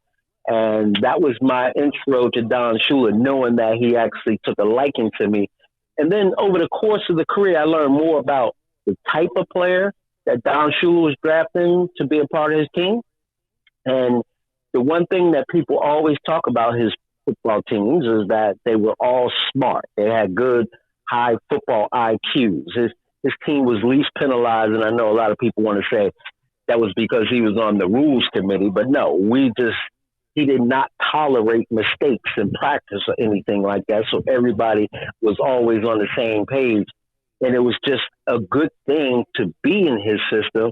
But I learned early on that first week that he took a liking to me. And, over the next couple of years, he would say, the one thing I like about Troy, or the main thing I like about Troy, is you tell him something one time and that's enough. Like, he's not going to make that same mistake twice. So I felt good being a part of one of his teams because I knew the type of player that he drafted, which was considered to be a smart football player. Yeah, no, I'm with you. I definitely understand that. And we're talking, of course, with Troy Stratford, former Miami Dolphins running back, talking a little Don Shula. And, I was just talking with Andy Cohen about this. When we talk about smart players and all of that, he did the same thing with the replacement players in the early 80s. In that season, when he had them for whatever it was, 5-6 games, they were the least penalized group out of all the replacement teams. And so it kind of told you, like, it didn't matter who he coached. You were always better because he coached you. And so I asked several players about this. How does he walk the fine line between motivation and intimidation? Because he did both, but, you got to be able to do both the right way, Troy, because, the intimidation may never come off as motivation. And then the motivation may come off as intimidation, and it doesn't connect. There's a difference between the two. So explain how Shula was able to actually walk that fine line with you guys. Well, he did a great job of doing it. I don't know how he did it, but I will say this. When it comes to motivating his football team, I think because he always had his football team prepared to play no matter what the situation was. Now, don't get me wrong. There have been games where things just didn't work, but going into every single ball game, you knew you were prepared to be successful. You were going to get plays that were designed for you. Everything was lined up.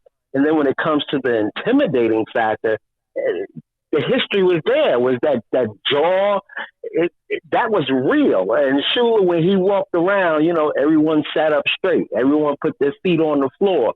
And no one kind of played around when it comes to Don Shula. Yeah, we had knuckleheads on the team that, you know, the meeting started at 9 o'clock, so you didn't want to be late, so you would be in there about 15 minutes early. And we have had knuckleheads that would stand up at the podium and imitate Don Shula because, to be honest with you, he didn't give the greatest motivational speeches. It was like guys would stand up there and say, okay, Shula's getting ready to come in. This is what he's getting ready to say. And you would have a little chuckle under your breath because he would come in and say exactly what this player stood up there and imitated. But his intimidation just came from who he was, the legacy that he had planted here in the National Football League, and you just didn't want to go into that office because, again, this wasn't the year of big contracts and they could get rid of you in a heartbeat, and it wasn't like there was free agency and you could go shop your talent somewhere else.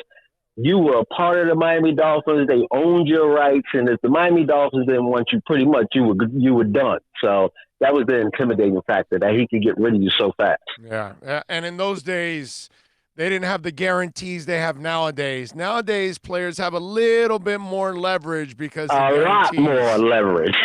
Yeah. They got those guarantees you just didn't get in those days.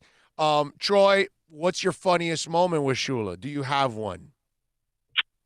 I really don't have a funny moment with him. How about somebody else with Shula, and it ended up being a funny moment? I just know, I was just referencing how you just didn't play around with him. I can remember one linebacker, we come back from a road trip, and he gets on the microphone once the plane lands here in Fort Lauderdale. He gets on the microphone before everyone deplanes. And he starts doing the whole Shula imitation thing again. He was cut the very next day. Put up with. And then there was one more story to show you how hard-nosed he was. Wait a minute. But wait, hold on a second. Did Shula lose it right there on the plane with the intimidation? No. Or you just knew that the guy didn't show up in the locker room the next day. Okay. He was gone. And so that sends a message to everyone else. You know, unless you were Marino, Dubois, Clayton, you just didn't get away with those kind of things because those were the only three guys that could kind of bend the rules a little bit. Like, I've never seen Dan Marino, conditioned ever.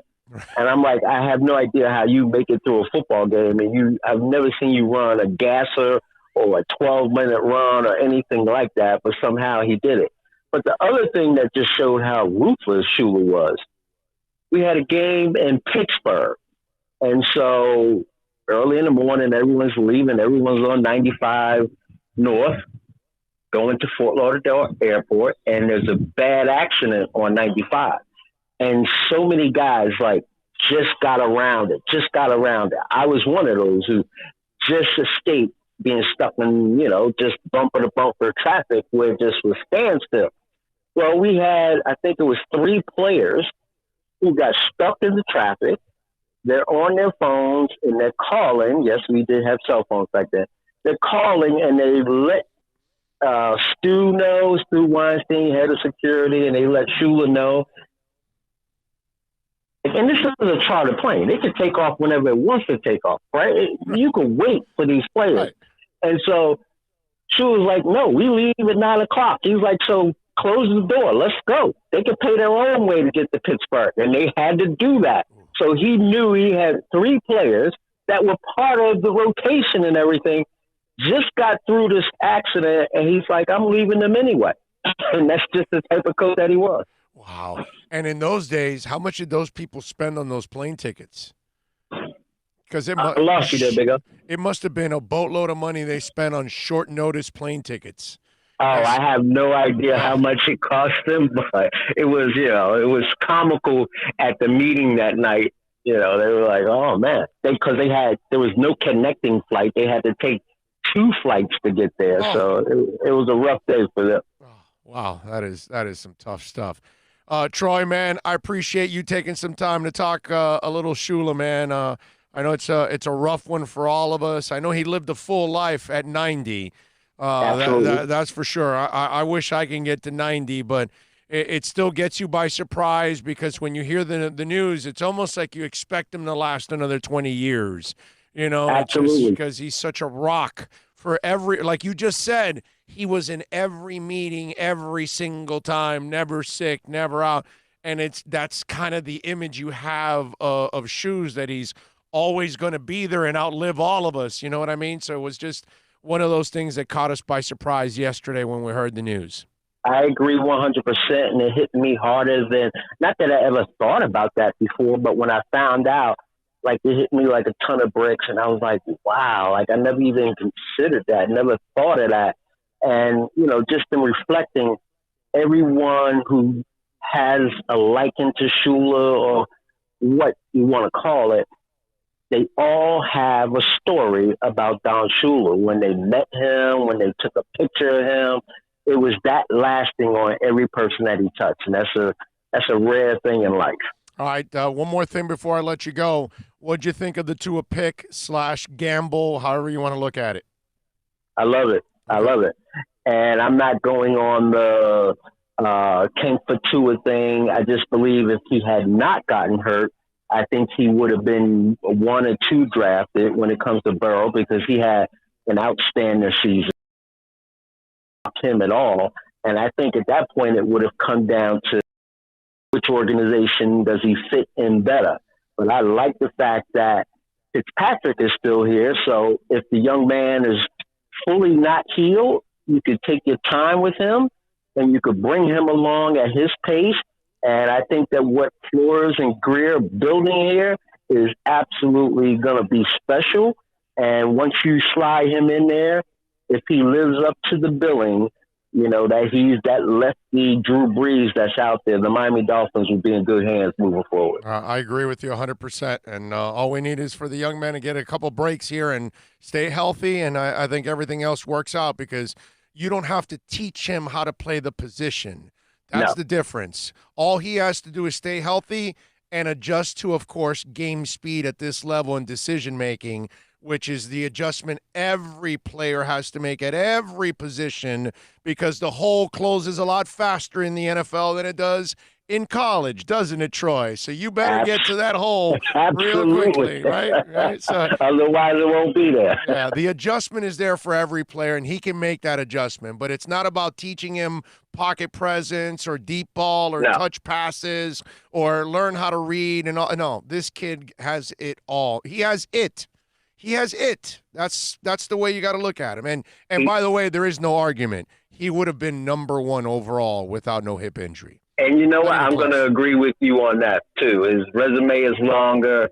He's really shown no weaknesses outside of just the injuries that he's had, which is a big thing. You can't ignore that. Can't. But other than that, he's a flawless football player. And like you said, once he adjusts and how tight windows are, he will make that adjustment because he has that natural ability, and it will work out for him. Yeah, I get sexually aroused with accuracy, and that kid's got it, man. So I know I'm going to be horny in every Dolphins game when he plays. Hey, that's a good thing. It's been a long time. Yeah, it has actually. It has. Yes. Troy, you are a stud, my brother. Thank you for taking some time, man. Follow him on Twitter at Troy Stratford. Look forward to doing it again, my friend. You be good. You got it, Big O. Stay safe. You got it. There you go. The great Troy Stratford, man. Good stuff. Good friend. Let's see. Let's go to the chat board here before we go to the break. Michael Jordan fans are the worst NBA fans then. Some people have the best names out there, right? Like the other guy that has Hank Goldberg's left nut. So this guy's asking, so can you please tell me how you set up your radio program, please? This is nice quality then. Well, we are on every day at 11 a.m., and then it gets podcasted, so you can download it. You can find it on iTunes, Spotify, Stitcher, Google Play, all that stuff at Big O Radio Show. Okay? There you go. Now, tomorrow we'll be on at noon instead of 11. Normally it's 11 every day, but tomorrow at VSS West Pines at one of our sponsors, we'll be on at noon. And then he also asked, or she, it says the text line, but what is the phone number to call in? No phone numbers to call in for now. We're thinking, we're trying to add that down the line. The text is the way, YouTube, Super Chat, and Twitter, Big O Show, is the ways to contact the show. And does the radio, no, we don't take phone calls, not yet. So does this radio program take phone calls? No. Okay? So there you go. No phone calls yet. But we do answer on the text line if you send it in. On the chat board, Super Chat, Twitter, we answer your questions. We are actually interactive, like I just did now that I read your questions. It's amazing how many times a radio program has a phone number that doesn't advertise it. Well, there you go. We have ours. We advertise it. We use it. It's all good. George says, let's show our boy Big O likes, shares, subscribe. Yes, likes, shares, subscribe. Share it with everybody. At 2:15, the president of the Dolphins organization, Tom Garfinkel, is going to join us. 2:15. Okay? So we got a lot of things to talk to Tom about. We'll have a little fun with him. Catherine says, I don't even like sports, and I have no idea how I even got here, but I like his radio voice. Well, Catherine, thank you very much. That's very nice of you. Wow, just listening for the voice? Wow. Okay. That's amazing. That's amazing. I know she's not watching for the face, because I know I have a face for radio, Catherine. So the voice, okay, we'll take it. I mean, at this point, we'll take anything we can get. Let's see. Clee says Mike Shula's Don's son, not grandson. Troy's wrong. Said it several times. So it's all right. Whatever. Let's see. What else? Tom A says, love watching Troy run. Had his jersey. Troy's a great dude, man. He is a great dude. What's in the box on the left side with Jose Fernandez? What is it? Catherine, you're asking me that? Well, see, this is a Jose Fernandez bobblehead. And it's brand new, and it's in the box. So it's a collector's item. So I can open the box for you and show you that. Doesn't have any tape, does it? You're not depleting the value or anything. No. I don't plan on selling it anyway, so it doesn't really matter. I'm going to keep it for I don't sell any of the stuff I have.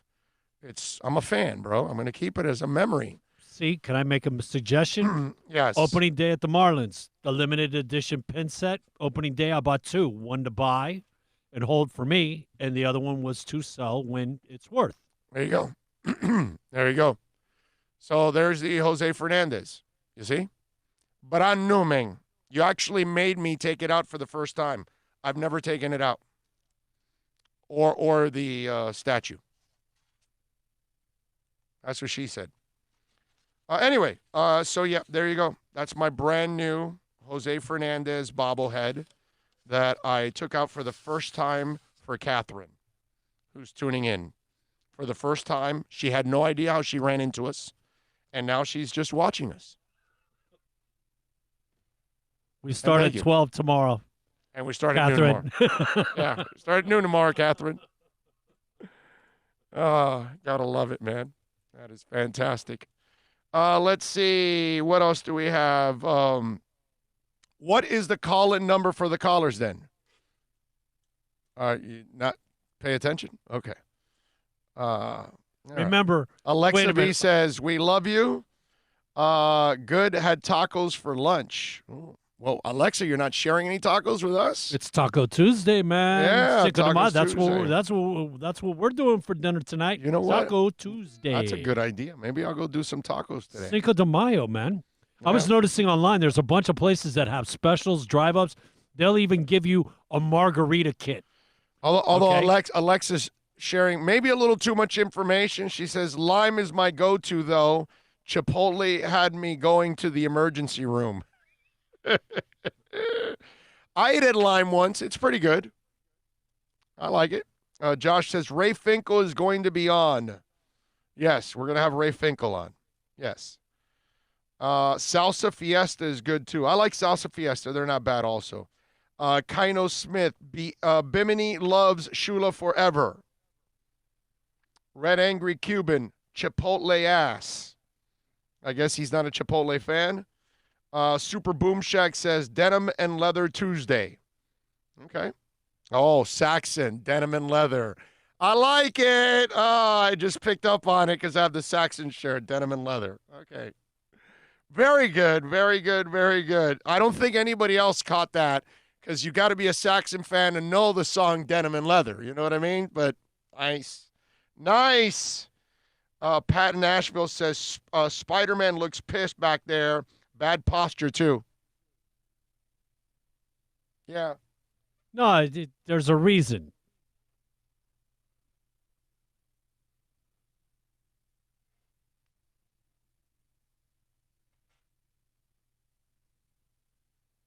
Yeah, we added the I had to put a little Panther love.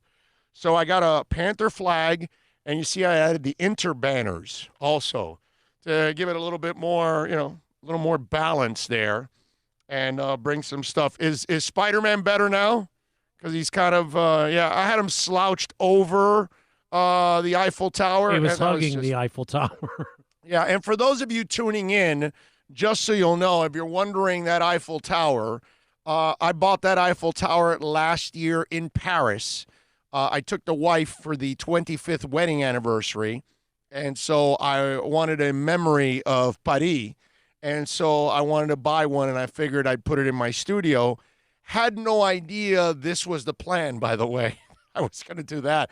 I just had it in the studio to have it in the studio. I didn't know that we were going to do, our own live show and all that in studio and all that good stuff. I can remember one of the callers asked, what is that, blah, blah, blah, and you were like, oh, hold on a minute. And when you lit it up, and that was it.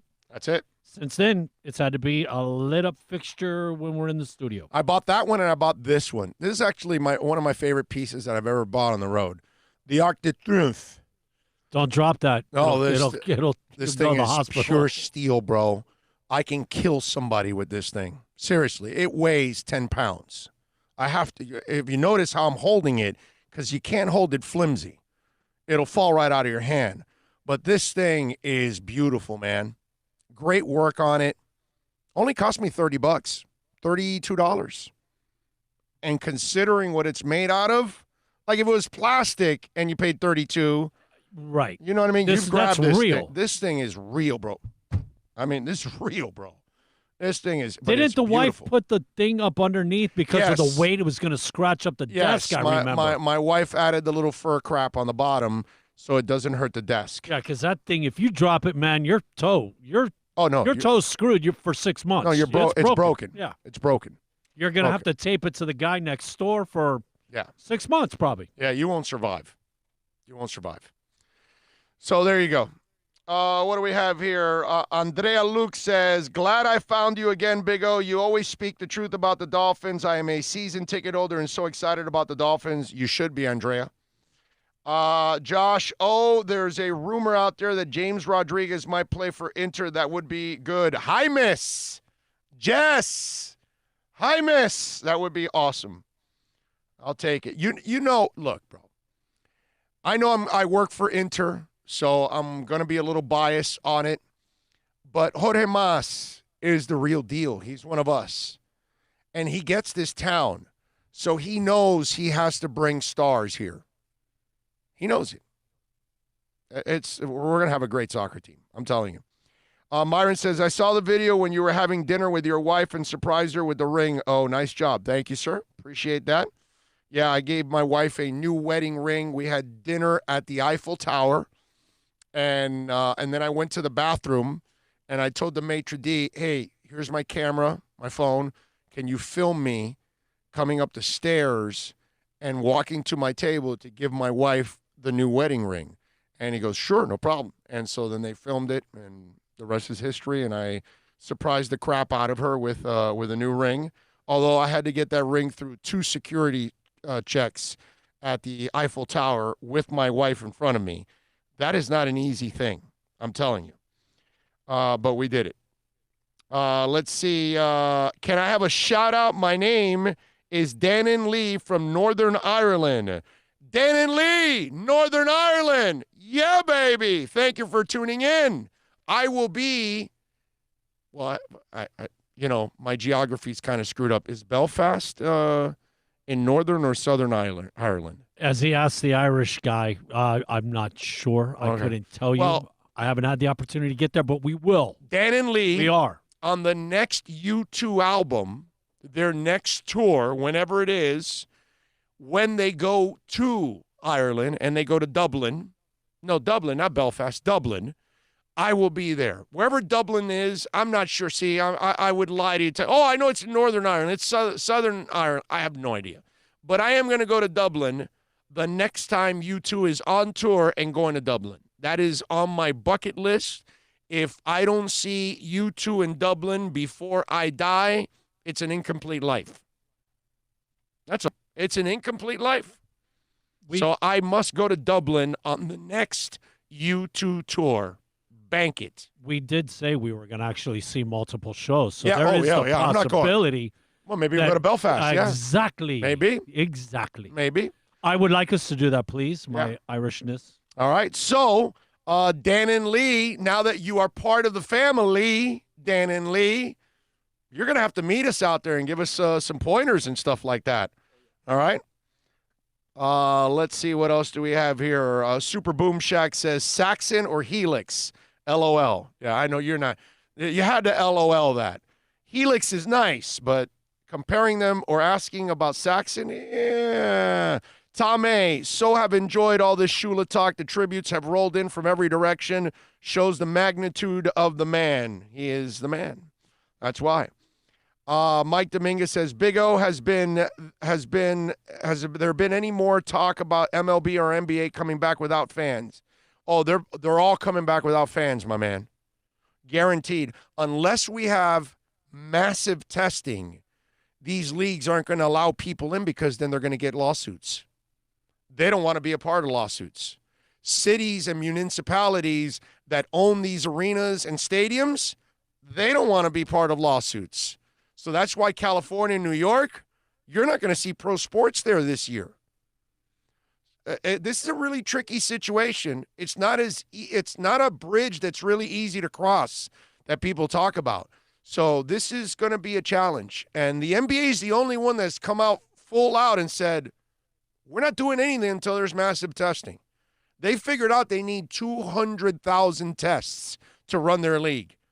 Right now, an American with symptoms has trouble getting a test. You think the NBA is going to sit there and take 200,000 tests from Americans that need tests? No way, dude. That is such a bad look for the NBA. The NFL is more capitalistic. They kind of don't give a rat's ass. But the NBA is a little bit more, about humanity. And they're not going to want to do that. So let's take a break.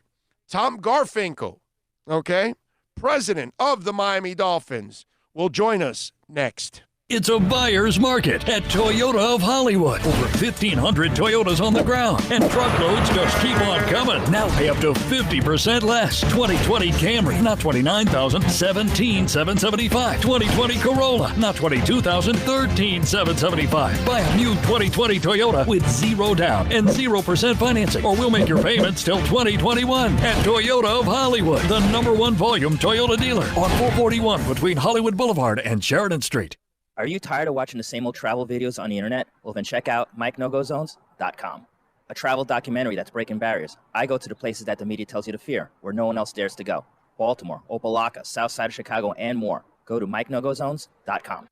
No one expects to get into a crash, but I expect you to go to accidentlawfirm.com if you do. Make sure when hiring a driver, you go through a rideshare app so that you can be covered by the insurance, which can be up to $1 million whether you're a passenger or a driver. In other words, don't try to save a few bucks by paying cash instead of going through the app. I'm attorney Bobby Nunez from Nunez Law in Miami, and we're here to help you through the process. Go to accidentlawfirm.com for a free consultation from me, Bobby Nunez. That's accidentlawfirm.com.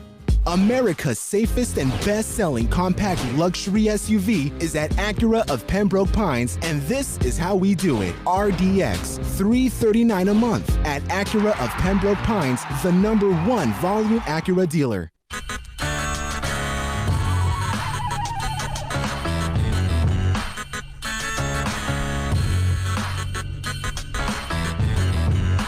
This is the Big O Show. This is the Big O Show. This is the Big O Show.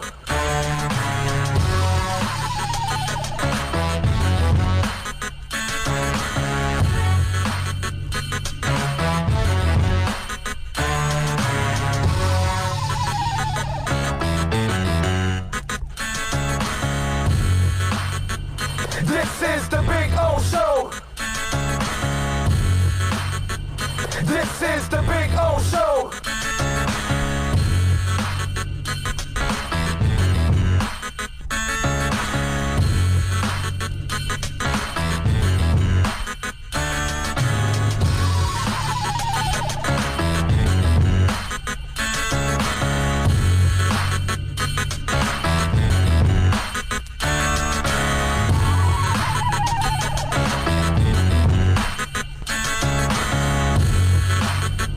This is the Big O Show.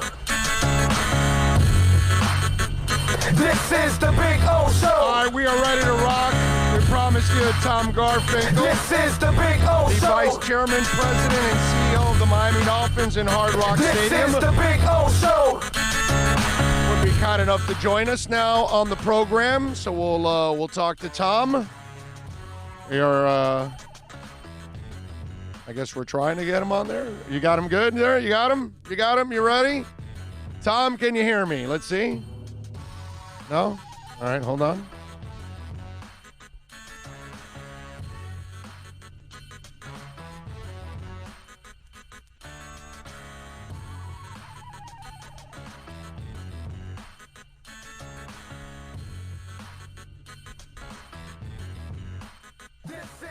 All right, let's see. He's going to get in contact with. He's having a little bit of a technical snafu here, so he needs to contact him. He's going to call him now and get him on in 1 second here. Pat Nashville says, so many great songs, So Cruel Is Mine, and it's never been played live. You talk about U2? No, for me, it's Drowning Man. Never heard that one live. That is mine. Let's see. Michael Jordan fan says NBA shouldn't return. Everything will return eventually. Trust me. All right, here we go. We are ready to rock and roll with Mr. Tom Garfinkel, of course, the Vice Chairman, President, and CEO of the Miami Dolphins and Hard Rock Stadium. Always kind enough to join us. Mr. Garfinkel, good afternoon, sir. How are you doing? Good afternoon. I'm doing great. How about yourself? It's always good to have you on, man. We're hanging in there. We're trying to stay COVID-free. You know what I'm saying? It's one of those, Tom, that we all walk around paranoid because we have no idea if we have it, we don't have it, or we already had it. It's one of those things. I have no idea which one it is. Isn't it crazy that we have to walk around like that? Unprecedented times, my friend. Unprecedented times. And I got definitely different time. And I got to commend you guys. I believe you're the only NFL stadium that is assisting in this COVID pandemic, as you guys have been a testing site for folks. Well, I don't know if we're the only one. I know here in South Florida, the governor took the initiative, and the National Guard's involved, and we've had a testing site now there for several weeks, and we're happy they're able to use the facility, and we're able to help any way we can. You guys, as always, Tom, you are way ahead of the curve, and you are just the best at what you do. First of all, Tom, when you got the news yesterday, walk us through your experience at that moment.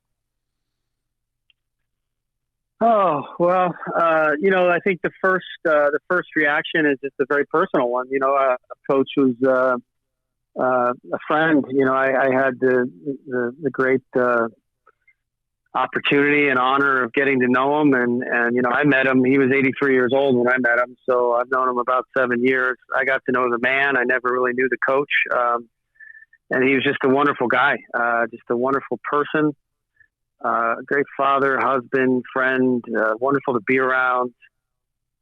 So really just thinking about Marianne and the family and missing my friend. And then you kind of go into, okay, what do I need to do mode, and who do I need to talk to, and how do I need to handle this?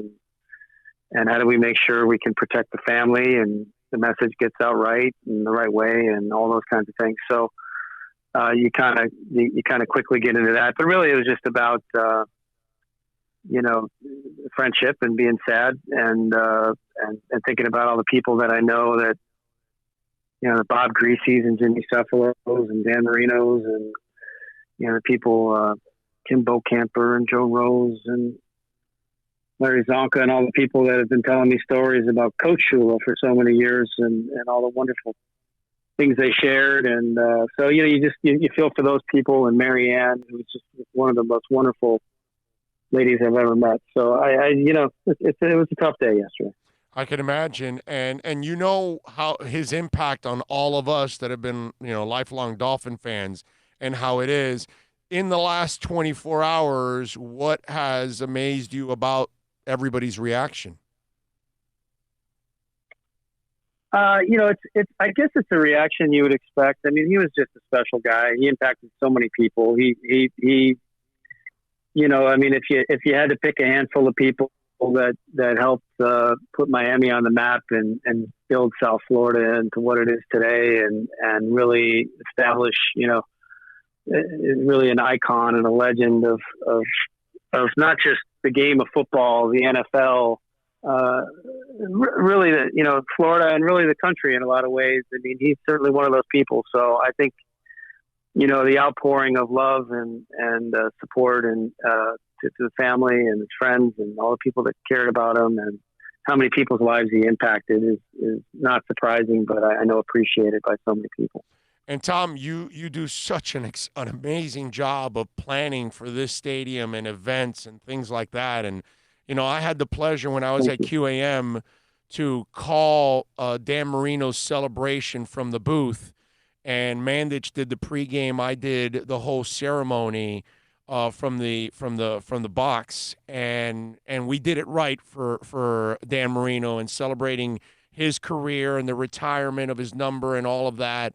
And so how are we going to handle the Shula one with COVID-19 going on, and we're not going to be able to put a full stadium together yet? We may not be able to do it till 2021. So are you thinking of possibly doing it in parts, where we do something this year and then maybe next year when we can get, you know, 70,000 people in that place and pack it in and celebrate Shula's day? How are you looking at this? How are you viewing this? Because this COVID thing is getting in the way of a lot of things. Well, look, you know, again, I think I found out about 30 hours ago. So, yeah, I think, you know, we'll take it one step at a time. You know, you can bank on the fact that we'll do a wonderful celebration of Coach Shula's life at some point in the future. You know, when that is, you know, we'll talk to Marianne and talk to the family about what they want and how they want it to go down, and share in the planning of that with them, and make sure we represent his legacy and honor him the right way. And I know there's so many fans and so many people that want to come and honor Coach Shula in the right way. And so, you know, my inclination would be to wait until we can do it in the right way with everybody there. And if we have to wait a while to do that, we'll probably wait. But, you know, we'll see. I mean, I don't think there's any decisions made on that yet. And, you know, we're just kind of taking it one step at a time right now, trying to focus on the family and what their needs are. Oh, there's no doubt. Obviously, the family first, but you know, and I know you just nailed it when you said so many people are going to want to be a part of this. We all know the funeral will probably be more of a private, you know, deal. But if it was public, man, Tom, can you imagine the people that would be coming from maybe all over the world to come pay their respects? That's the kind of person that we lost yesterday, the kind of person that would probably draw people from all over the world if you would actually open up the funeral itself, right? I mean, I know we can. I know it's not going to happen. I'm just saying that's how this guy touched so many people. Yeah, he did. I mean, this is a person that exemplified excellence and greatness in everything he did. Yeah, no, amazed by getting to know him, his sense of humor, and his just the way he treated people. He made you feel important no matter who you were when you were with him. I'm with you there. Tom Garfinkel, of course. And don't forget, you could follow him on Twitter at Tom Garfinkel, the vice chairman, president, and CEO of the Miami Dolphins and Hard Rock Stadium. Tom, when you're preparing now for this season, I read where you guys, well, it's not a plan that's in place, but it looks like you've got some kind of an idea of maybe the way you're going to approach the new way you may have to do things this year with fans, if you have fans in the stadium. Well, we're looking at all different kinds of scenarios. We want to be prepared for whatever the eventual outcome is. And I think, look, I'm proud of the NFL. I applaud the commissioner's leadership and the way we've approached the free agency and the draft and the schedule release here in a couple of days. And, the approach to be deliberate and measured and protect those most at risk and make sure everyone can be safe is the right one. At the same time, we've got a lot of unemployed people in this country and a lot of things happening. We need to come together as a country and have empathy for people that are suffering and really work to gradually and safely get people back to work and do things. So we're trying to look at it as, right now, I think there's an approach that we're to start the season on time and have fans. And we're optimistic about that. But we want to have all kinds of scenarios, whether that's no fans or whether, we wanted to provide a scenario that said, here's if we had a reduced capacity situation and the socially distanced stadium, what would it look like? And let's dig into every detail and every aspect of that and provide that as an option so that as we get to that point, we look at the governor and other government officials and certainly the NFL and defer to them on making sure the first priority is making sure everybody can be safe and healthy. So we just want to provide an option there. And that's really, so we're looking at all different kinds of scenarios, but we're optimistic moving forward. Tom, the NBA has kind of said they want to get to the point where there's mass testing. Is that something because, man, for you guys, Tom, it's so much harder. You have so many more players than basketball does and even baseball. So it's a lot harder for you guys to balance this whole thing because it takes way more people to put on a football game and travel and everything else. What are the hurdles that you think you guys health-wise need to overcome in order to put the sport back on the field? Well, I mean, they're kind of commonsensical. I mean, there's no secret sauce to this. I mean, you're trying to keep everybody safe. You're trying to keep everybody healthy. And right now, the scientists and everybody I've talked to, all the healthcare professionals, the only way to ensure that is through social distancing right now. So, and if you test somebody and you know that they don't have it, and then they can be around other people that have been tested that don't have it, as long as they don't go outside that. So, that's what we know. And I'm optimistic when the entire global scientific community is working on something collaboratively that they're going to make unprecedented timelines to make progress, whether that's a treatment or a vaccine or whatever the case may be. But in the meantime, we've got to work to keep everybody safe. And I think there's a way to do that and have people get back to work and do certain things. And if you look at the game of football, it's not just about the game. They've got to practice all week, and right. There's a lot. It takes a lot of people to put on a game. There's camera people, and referees, and equipment people, and all kinds of things. So, we're working through all those issues. I trust the leadership of the league. They do a fantastic job. They're doing their own scenario planning. They're working with a lot of, experts and trying to come up with ways to ensure that, we can play, but and most importantly, do it in a way that's keeps everybody's health and safety in mind.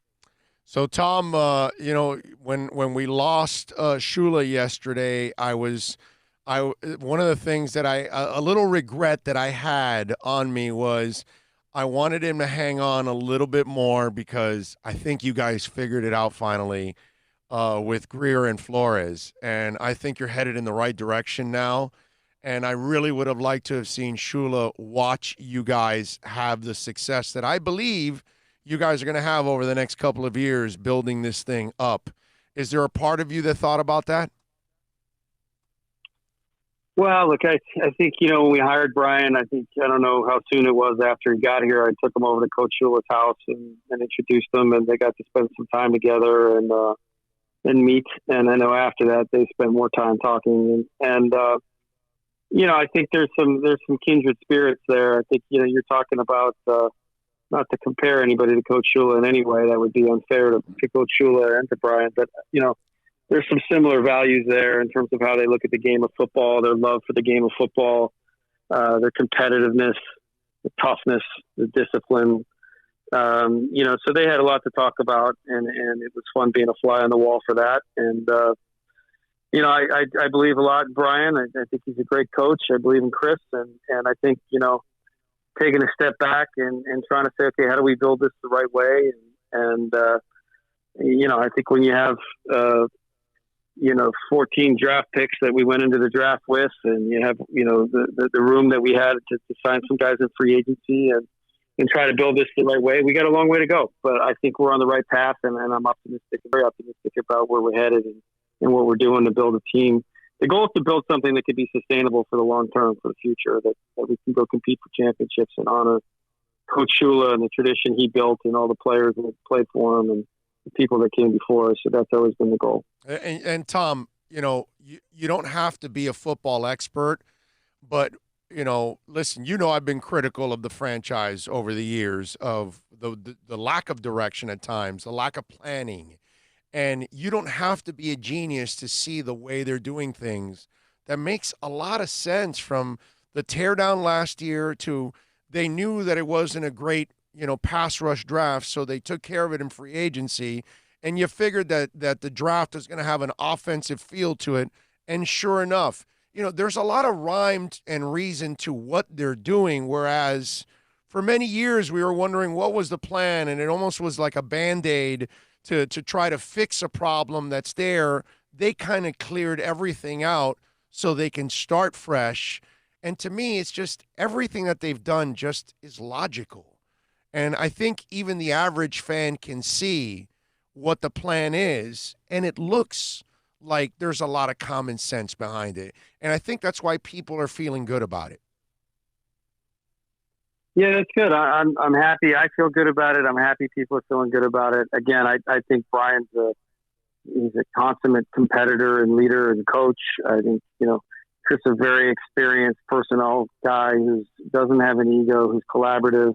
I think, you talk about building a team, on the offensive line and on the line of scrimmage, and it starts there. You talk about, getting guys that are character, guys that have leadership, that love the game of football. You've heard Brian talk about it. We want guys that love the game of football, that are team first, that compete, that are mentally and physically tough.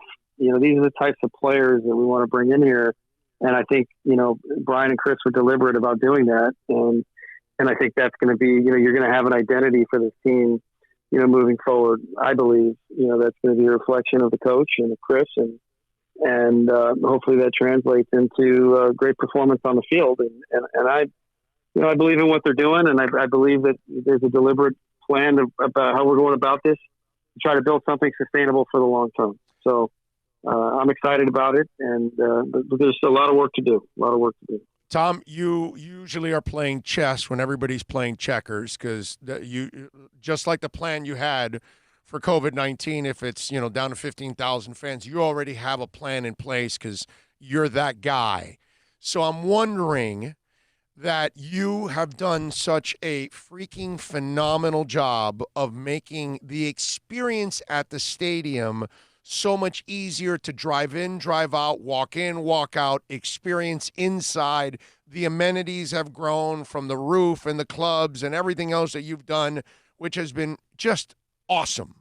So now you've got a little bit of a challenge now, because if you do go through a season where you don't have fans in the stadium, Tom, how are you making the experience on TV? Because now all your fans are going to be on TV, on .com, those kind of things. So what are you doing to try to elevate that experience if that's going to be your main draw from here on out? Are there any ideas in the work? Talk about those challenges for you, because, man, you killed it at the stadium, and this year we may not be able to enjoy that beautiful stadium. So how are you trying to improve Dolphin experience by viewership? Well, we're trying to stay engaged, with fans. I think that's one way. We send everybody, all our season ticket members anyway, a special package to stay engaged with them. I don't know if you saw, what we did with the draft. We had a virtual draft party on the Facebook group, and, we became the number one group in U.S. sports on Facebook in terms of size. We became the number 5 group in Facebook group size in global sports. And so, and we had a lot of, we led in engagements for the draft on Facebook and our growth rates there. And so we're going to use social media. We're going to try to provide more information. We're going to try to engage with our fans and not in a hopefully, disruptive or interruptive or annoying way, but in a way that provides value to them and in a way they want to be engaged, that they opt into, and just try to provide them with more information, more connectivity, more engagement. So that doesn't just happen at the stadium, and it happens year round, and it happens through technology and in other ways. And if we can keep them connected with us and connected with each other, that's kind of the goal. So we want to help improve their experience in a way that's additive to them, not interruptive to them. All right, one more thing I got to ask you, because I get it asked pretty much every day on the show, and I would like to see the change too. And I know we talked about it a couple years ago, and you told me that there's a certain amount of time you have to wait before you can make any of these kind of changes and file with the league. What is the latest with the logo? Is this going to be the logo moving forward, or is there some talk about going back to the old logo, or at least an old logo that kind of maybe with a little bit of a new twist that you guys may add to it, or like they did in the 90s and things like that? So tell us about the logo. Are there any plans to make any changes down the line? Well, I think, look, when I got here, the new logo and uniforms were in place. I think, one of the first things I wanted to do was bring back the 66 throwbacks. I think, and we brought those back in 2015. There were so many iterations in between. And it's like, well, these are the classic uniforms, the very first logo, the very first uniform. Let's bring this back. And, it certainly has received, fans love it. The players love it. I love it. But, the new uniforms are a modern look too, that a lot of people like as well. And as of right now, I can't speak to plans for the future. I can say that right now, the timing of today, where we are, these are our current uniforms. We love wearing the throwbacks. We'll continue to wear them and to honor the past. They're special. We try to save them for special games and use them in that way. And that's kind of where we're at on the uniforms. And so I listen to the fans. I hear the fans. I think we try to be very responsive to the fans. This is a more complicated issue from the standpoint of the timing and all the different constituents that are involved with the league and the manufacturers and everything that goes into it. But we love wearing the throwbacks, and we'll continue to see them. How many years do you have to wait till you're able to make that move? I'm not at liberty to talk about the league rules or whether we will make the move or not. I think right now the uniforms are what they are, and we'll continue to wear the throwbacks, to honor the past and those special games. You feel it, right? You feel it from the fans that they want that change, right? No question. I love them too.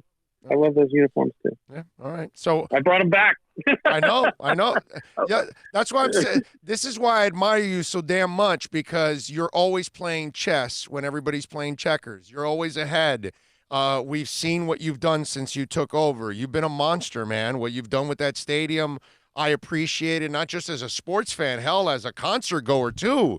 You've made that place even better for concerts. So, nobody can argue with what you guys are doing. And one more thing, can I suggest one thing? Just, pass it on. Just one thing, can I suggest? Of course. Okay. You're building the new practice facility, correct? Correct? Yeah. Can we call it the Don Shula practice facility, and then whatever sponsor brought to? Because Shula beat you in practice. His teams were always the smarter teams, the ones that are most prepared, the least penalized. Kind of a lot like what Flores did last year, by the way. That was very Shula-esque with a whole bunch of young guys, and they were one of the least penalized teams. They rarely actually beat themselves. It was very Shula. I'm just saying the practice facility, maybe name it Don Shula Practice Facility, since that's the man that, knew how to prepare players. And what better place to honor Shula than a practice facility? That's all I'm saying. Just throwing it out there. It's a great idea. We'll take it under consideration. And I appreciate your nice comments. And we've got a great team of people at the Dolphins that work hard, and I'm proud of.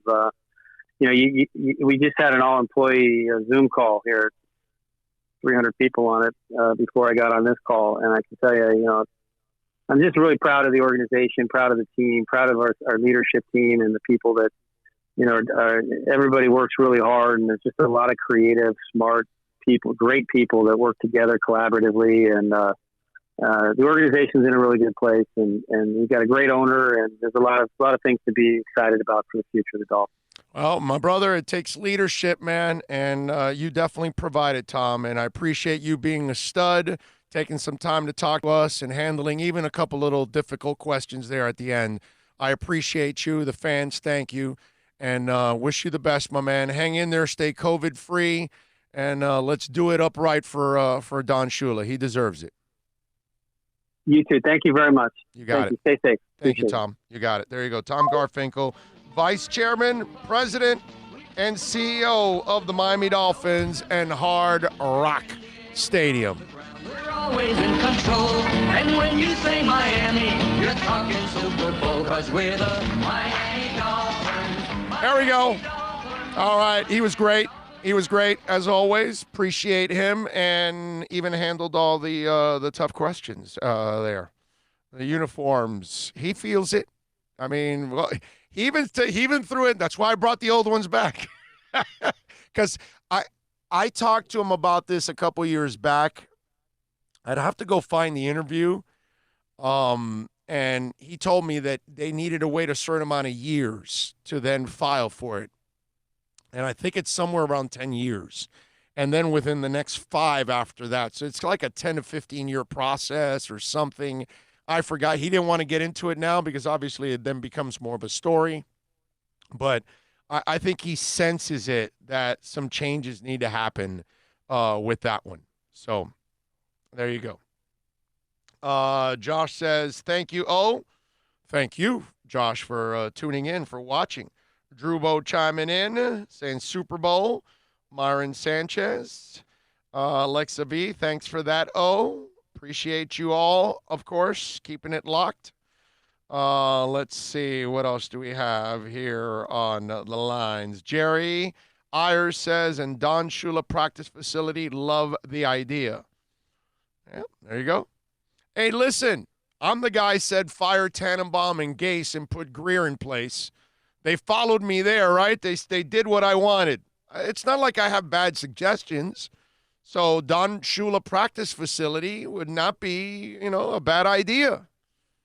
Don Shula Practice Facility, presented by the Cleveland Clinic. There you go. You still get your sponsor in, but it's the Don Shula Practice Facility, right? So there you go. NorCal says Tom does a great job staying in touch with fan clubs worldwide. Tom Garfinkel is an ass kicker, bro. When people are good at their job, you gotta just tell them about it. Give it to them, man. Present it. Say, this is your stud. You're a great person. You deserve credit. And Tom Garfinkel is one of those. His laugh is so soothing, or is it just me? Whose laugh is that, Alexa? Whose laugh is soothing? Marta says, block them. I already did. I blocked the idiot. What? There was some idiot there, Kubele or some crap like that. He just kept putting "you eat ass" or something. I think it was "you eat ass." Oh, I was wondering if the Ohos were back. Yeah, no, it was "you eat ass," and it's like, okay, it all depends. It may not be a bad thing. Maybe he's a JETS sucks. Is that supposed to be like an insult to somebody? You eat ass. Well, okay. I was going to say something that'd probably be inappropriate, so let me just keep my mouth shut. Yes. I will do that. Julius 305 on the super chat saying, great show today, guys. Thank you very much. Thank you all for supporting us. However you support us here, super chat, regular chat, watching, downloading, all of that. Make sure you share. Dougie Fresh says, oh, why don't you get your man to produce a new Finn's fight song, please? It's funny you said that because I talked to Steven Carter, and Steven Carter could be doing, well, he is doing a new open for us. That's one. And then doing a Dolphin song, which is another. So there you go. So, and if anybody out there has got a band that maybe you think you can produce something, we'll give you a little love on the show. NorCal says, Tom, thank you for the efforts of Robert and Kelly with Fan Club Info. There you go. I love it. Man of 1,005 holds. Love the interview. George says, what a way to honor Shula. Name the practice facility after him and bring back the old logo and uniforms with his initials. You can do it, Tom. Get it done. And Ernesto says, oh, I remember watching the Don Shula show on Mondays. How long did that show run for? A long time, man. Long time. You know what's one I actually went to? You could go on YouTube. I did it yesterday.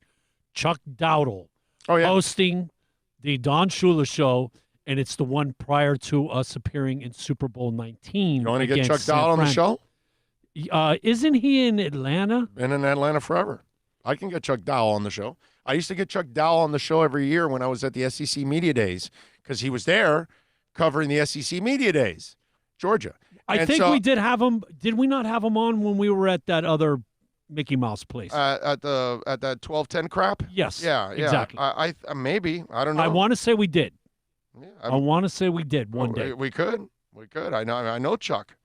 So it's cool. We can definitely get him on. So I could do that if we want. But yeah, there's some. That was one of those newscasters you look forward to because he was good. He would do his job. Chuck Dowdle was really guys, good. Really good dude, by the way. Also, there are some of them on YouTube. Go check them out. I'm sure everything's on YouTube, bro. Yeah, man. Exactly. Everything's on YouTube, man. Let's show our big boy some love. Thank you, George, as always, for posting that about the shares and the subscribes. Love it. Let's see. Giving us some sweet tea. We try. I think Logo Rules is 7 years, but not sure. Great interview as always, dude.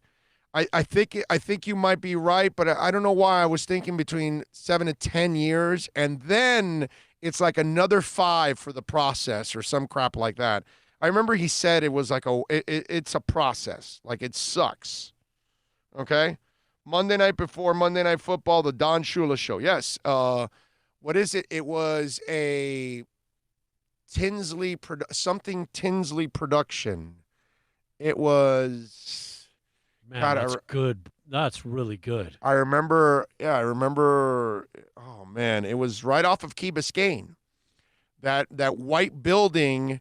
That is just when you're going into Key Biscayne, before you go into Key Biscayne, to your left, to the right, there was like this island that had a white building there. That's where the show was filmed. And something Tinsley Productions. Does anybody remember?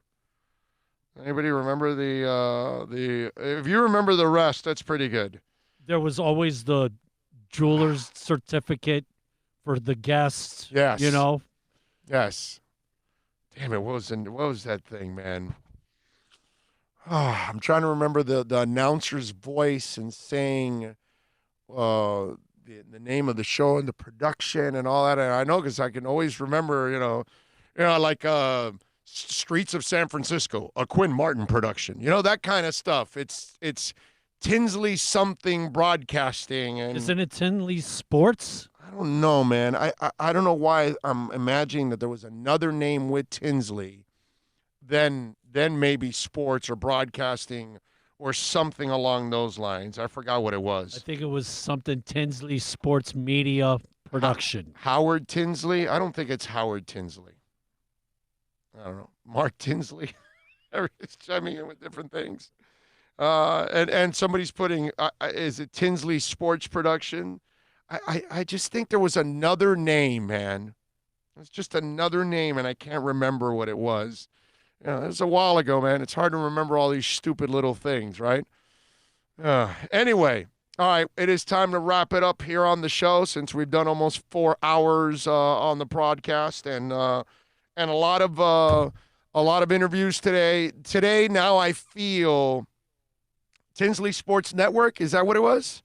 I don't know. Maybe I'll look it up and try to find it. But today I feel better, you know, because I didn't think we did enough on Shula yesterday.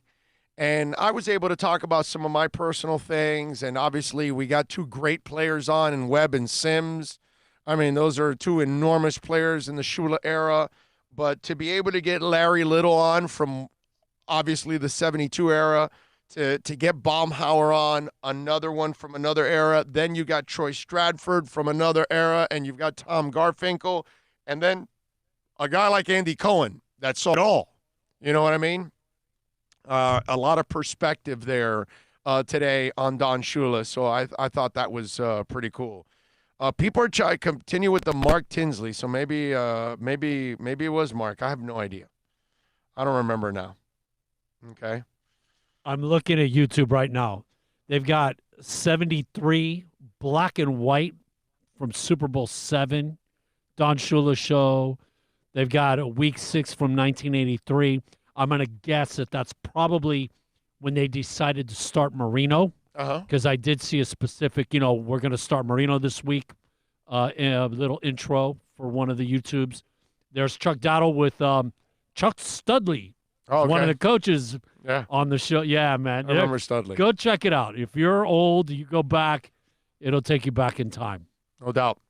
All right, on behalf of Bill and Philippe, appreciate all of you for keeping it locked here, for supporting us like you do every which way, every single day. You absolutely killed it today, brother. Oh, we tried, brother. I don't know about that, but we did our best. You did shoe justice. We tried, man. We tried. I think over the last 2 days we did pretty good. We'll probably get back to a normal talk show tomorrow.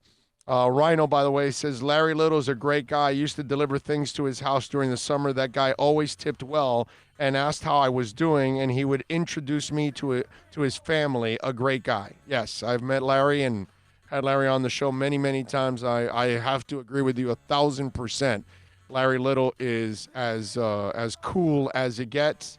Dougie Fresh says, damn, great show. Oh, appreciate you all out there. Appreciate you all. Thank you for enjoying this. Bill, excellent work by you. Tomorrow, field trip. That's right. VSS West Pines in Pembroke Pines tomorrow, starting off at noon, every other day at 11. But for the next couple of Wednesdays over at VSS West Pines, we will start off at noon. You all be good out there, all right? Take it easy. Have a good night.